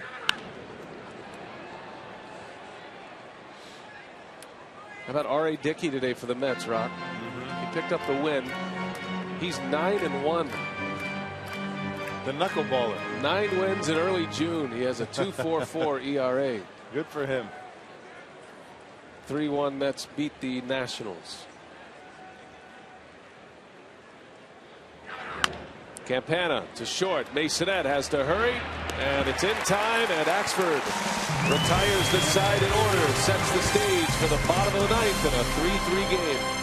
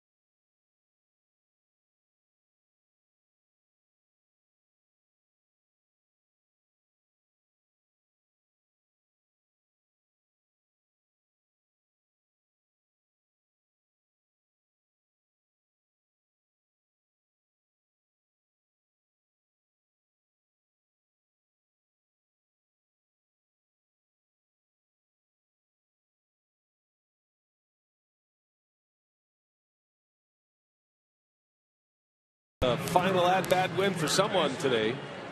And Rock, we hit the air this afternoon talking about the supporting cast for the Brewers. Some of these new faces that are on the scene. Guys like Cody Ransom and Edwin Masonette, Martin Maldonado. Those 3 are going to bat here in this 9th inning. Yeah, and hopefully a couple of guys get on for the top of the order and get out of here with a series win. And Corpus is going to stay in the ball game. Corpus giving up the RBI double to Corey Hart to tie it in the bottom of the 8th. Dale Swaim took a chance. He started the inning with Russell and then brought Corpus in, who gave up the lead.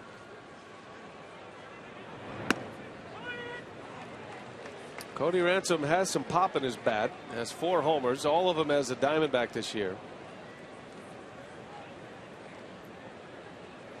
I doubt Corpus is going to give him anything straight at this point.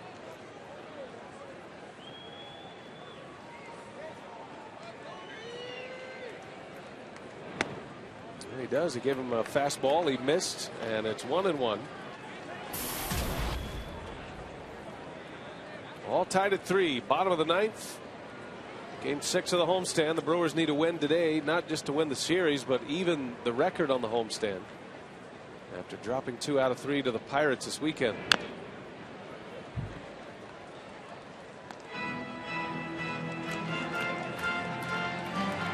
Padres are in tomorrow. 3-game series that'll wrap up on Sunday, and then the Brewers hit the road for interleague play next week. Tuesday through Sunday through Kansas City and Minnesota. And Padres with the worst road record in all of baseball.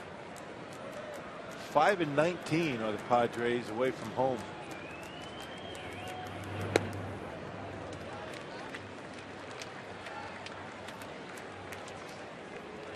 Padres scheduled to send Edinson Volquez to the mound, their opening day starter, against Sean Markham tomorrow. I saw San Diego purchase the contract of Jason Marquis today. Ransom down the line, foul.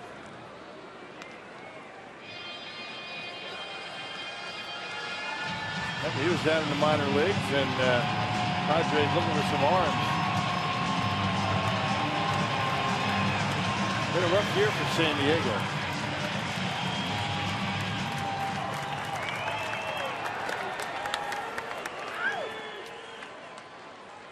Cody Ransom trying to make a memory here at Miller Park. The 2-2 and a fly ball, shallow center. Campana will run it down for the out. Yeah, not much is going to fall in front of Campana, as shallow as he plays in center. He might be able to get one over his head, but not in front of him, not too often.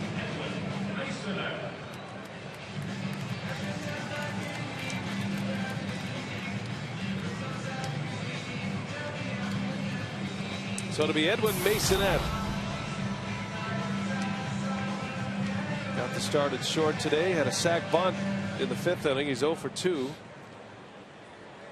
And a line drive out to center field his last time up.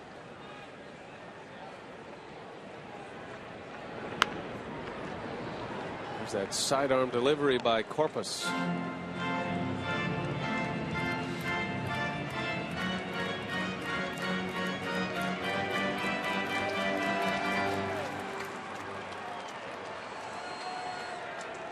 Dale Swain putting a lot of faith in Manny Corpus. Slow roller that'll dribble foul.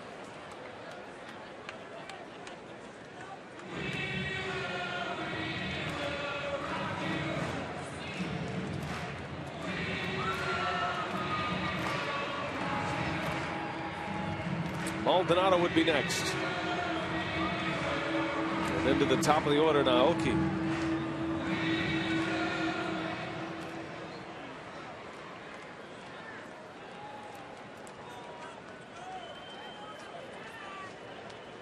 Corpus appearing in just his 2nd game with the Cubs. First one was yesterday. Wow. A fake out. Nobody on base. Changed his mind. That's legal. What did he do? Hurt his ankle? Yeah, might have got a spike caught. I don't know.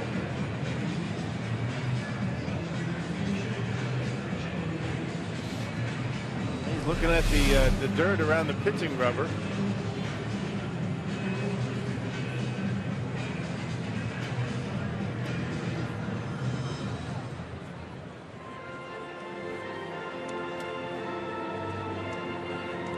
Didn't see anything out of the ordinary, but nothing wrong with the mound, it doesn't look like.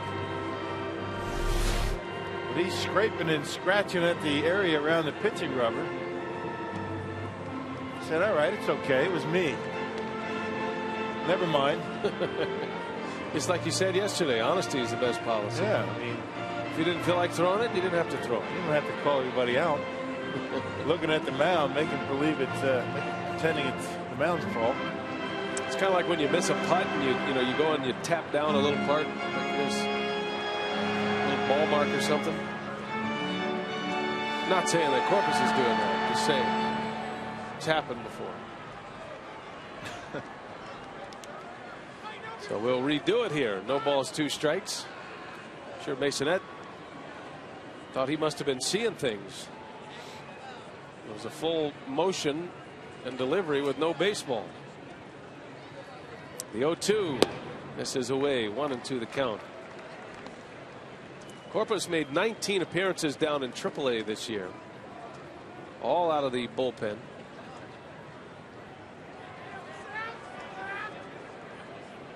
And Swain trying to get multiple innings out of him.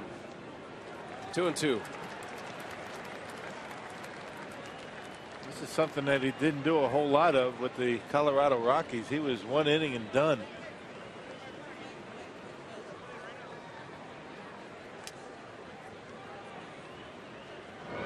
Masonette, left field. Did he get it? Back is Mather. And he'll make the catch in front of the wall. Almost. It had the kind of trajectory to give you hope, but just not enough on it. It sounded like he got a little bit down on the end and got under it, and gave it a pretty good ride, but just not far enough.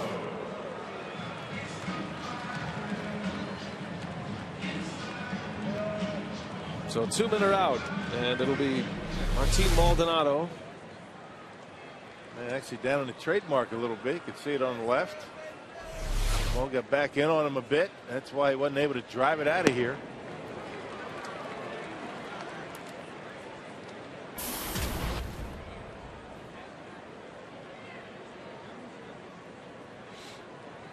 Maldonado's lone homer came Sunday against the Pirates.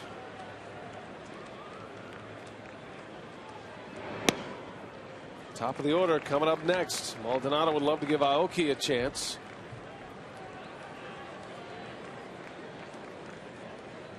Maldonado's second plate appearance. He struck out in the 7th inning in a pinch hit at bat.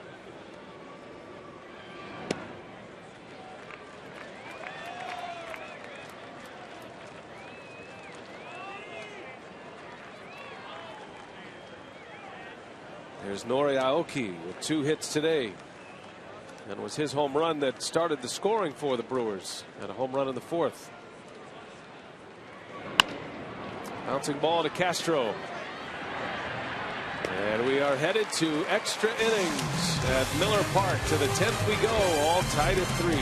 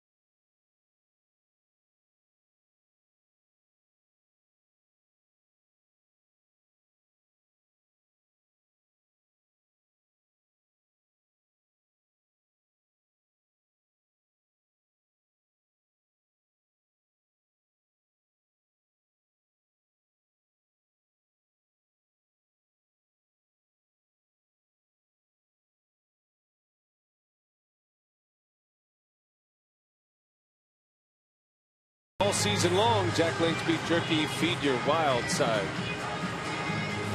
We head to the 10th. John Axford out for a 2nd inning of work. And you can understand why. The Cubs have their big hitters coming up. Darwin Barney to lead off, then Starlin Castro, and then the pinch hitter spot will come up. So Renicky going to try to squeeze 6 outs out of John Axford. Barney to start it. Remember, Alfonso Soriano was taken out. He's due up 3rd in this inning, or was. That is now occupied by the pitcher. That was a fairly quick 9th inning for John Axford. Only 13 pitches, which is why Renicky is sending him out there for another. Barney bouncing ball out to short. Masonette, and there is out number 1. Boy, Axford looks good today. He has been very efficient. He's throwing a lot of strikes, but you always have a little concern with a closer going back out for a 2nd inning. It just doesn't happen that often anymore, not this time of the year anyway. Right. But again, it was a quick inning. Very efficient with his pitches. It's always a matter of sitting in the dugout and getting loose again, something that they're not used to. You're right. Try to rev up the adrenaline once again. Here's the big hitter in the Cubs lineup right now for Axford. Castro has been held hitless today, 0 for 4.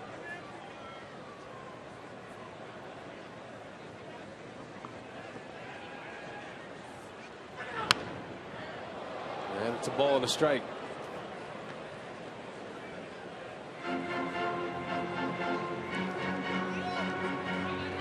Castro has batted with men on base in this game. He was up there with 2 on in the third. Randy Wolf retired him to end the inning. And then he reached on a fielder's choice with a man on in the 6th inning.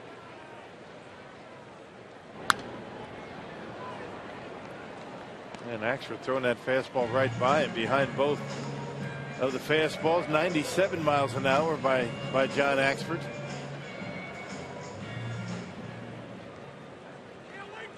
Axford has not pitched more than a single inning this season. And a fly ball. Right field. Aoki is there. And Castro is out. 2 gone in the 10th. Castro 0 for 5.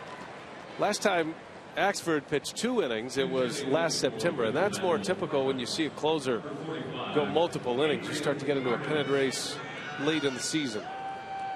When Axford was in the minor leagues, he did this all the time. That was a while ago. It's not that he hasn't done it, it's just that he hasn't done it in a while. But he looks like he's on his A game right now. It kind of gives you a sense of how important this game is for Ron Renneke today. I'm sure that Axford went in to the dugout after his inning and said, if you need me, I'll go out again. It's usually a discussion that is started by the pitcher. Adrian Cardenas pinch hitting for the Cubs. Cubs are down to just 1 position player, Steve Clevenger, who is the other catcher.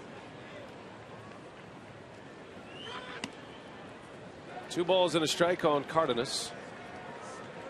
Got Brian LaHare on deck. He's the man who gave the Cubs the lead with a pinch hit homer in the 8th off K-Rod. He would be next. There's a drive. Deep left center field. Gomez on the run. And Gomez makes the catch. He runs it down to end the inning, and a long way to go. A 1-2-3 inning for Axford. That one gave him a scare. Still tied at 3. Bottom of the 10th. Top of the order coming up for the Brew Crew.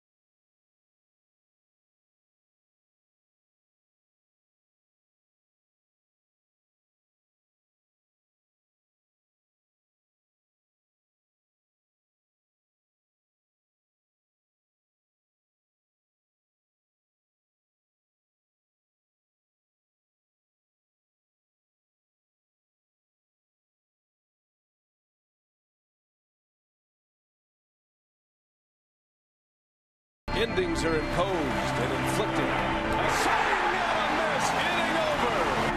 And John Axford saves another one. Finishes are earned and celebrated. Morgan tags. Here comes a throw. And Morgan slides. Save! Ball game! It's the last word, the closing act, the final step, the whole point. We don't remember the start. We never forget the finish. And Hart, a bouncing ball, base hit, and that's your ball game. Hart wins it, a walk-off single. And will we have another memory here today on a beautiful Thursday for baseball in Milwaukee? We head to the bottom of the 10th inning in a tie game. And the top of the order coming up. Nori Aoki will lead off, all tied at 3. New pitcher for the Chicago Cubs, Casey Coleman. After Corpus works 2 innings, the numbers on Coleman this year, he's been very good in his 9 appearances. He's tossed 8 consecutive scoreless innings dating back to May 17th. He was recalled on May 12th. Falling behind, Nori Aoki, 2-0.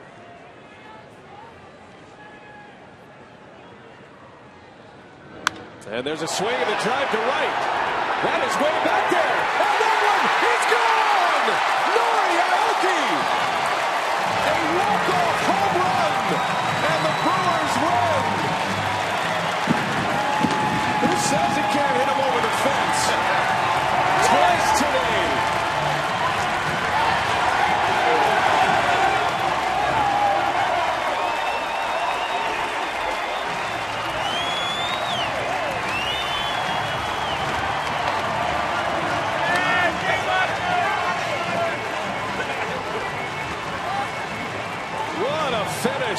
Aoki-san goes deep to give the Brewers the win and a series victory this afternoon.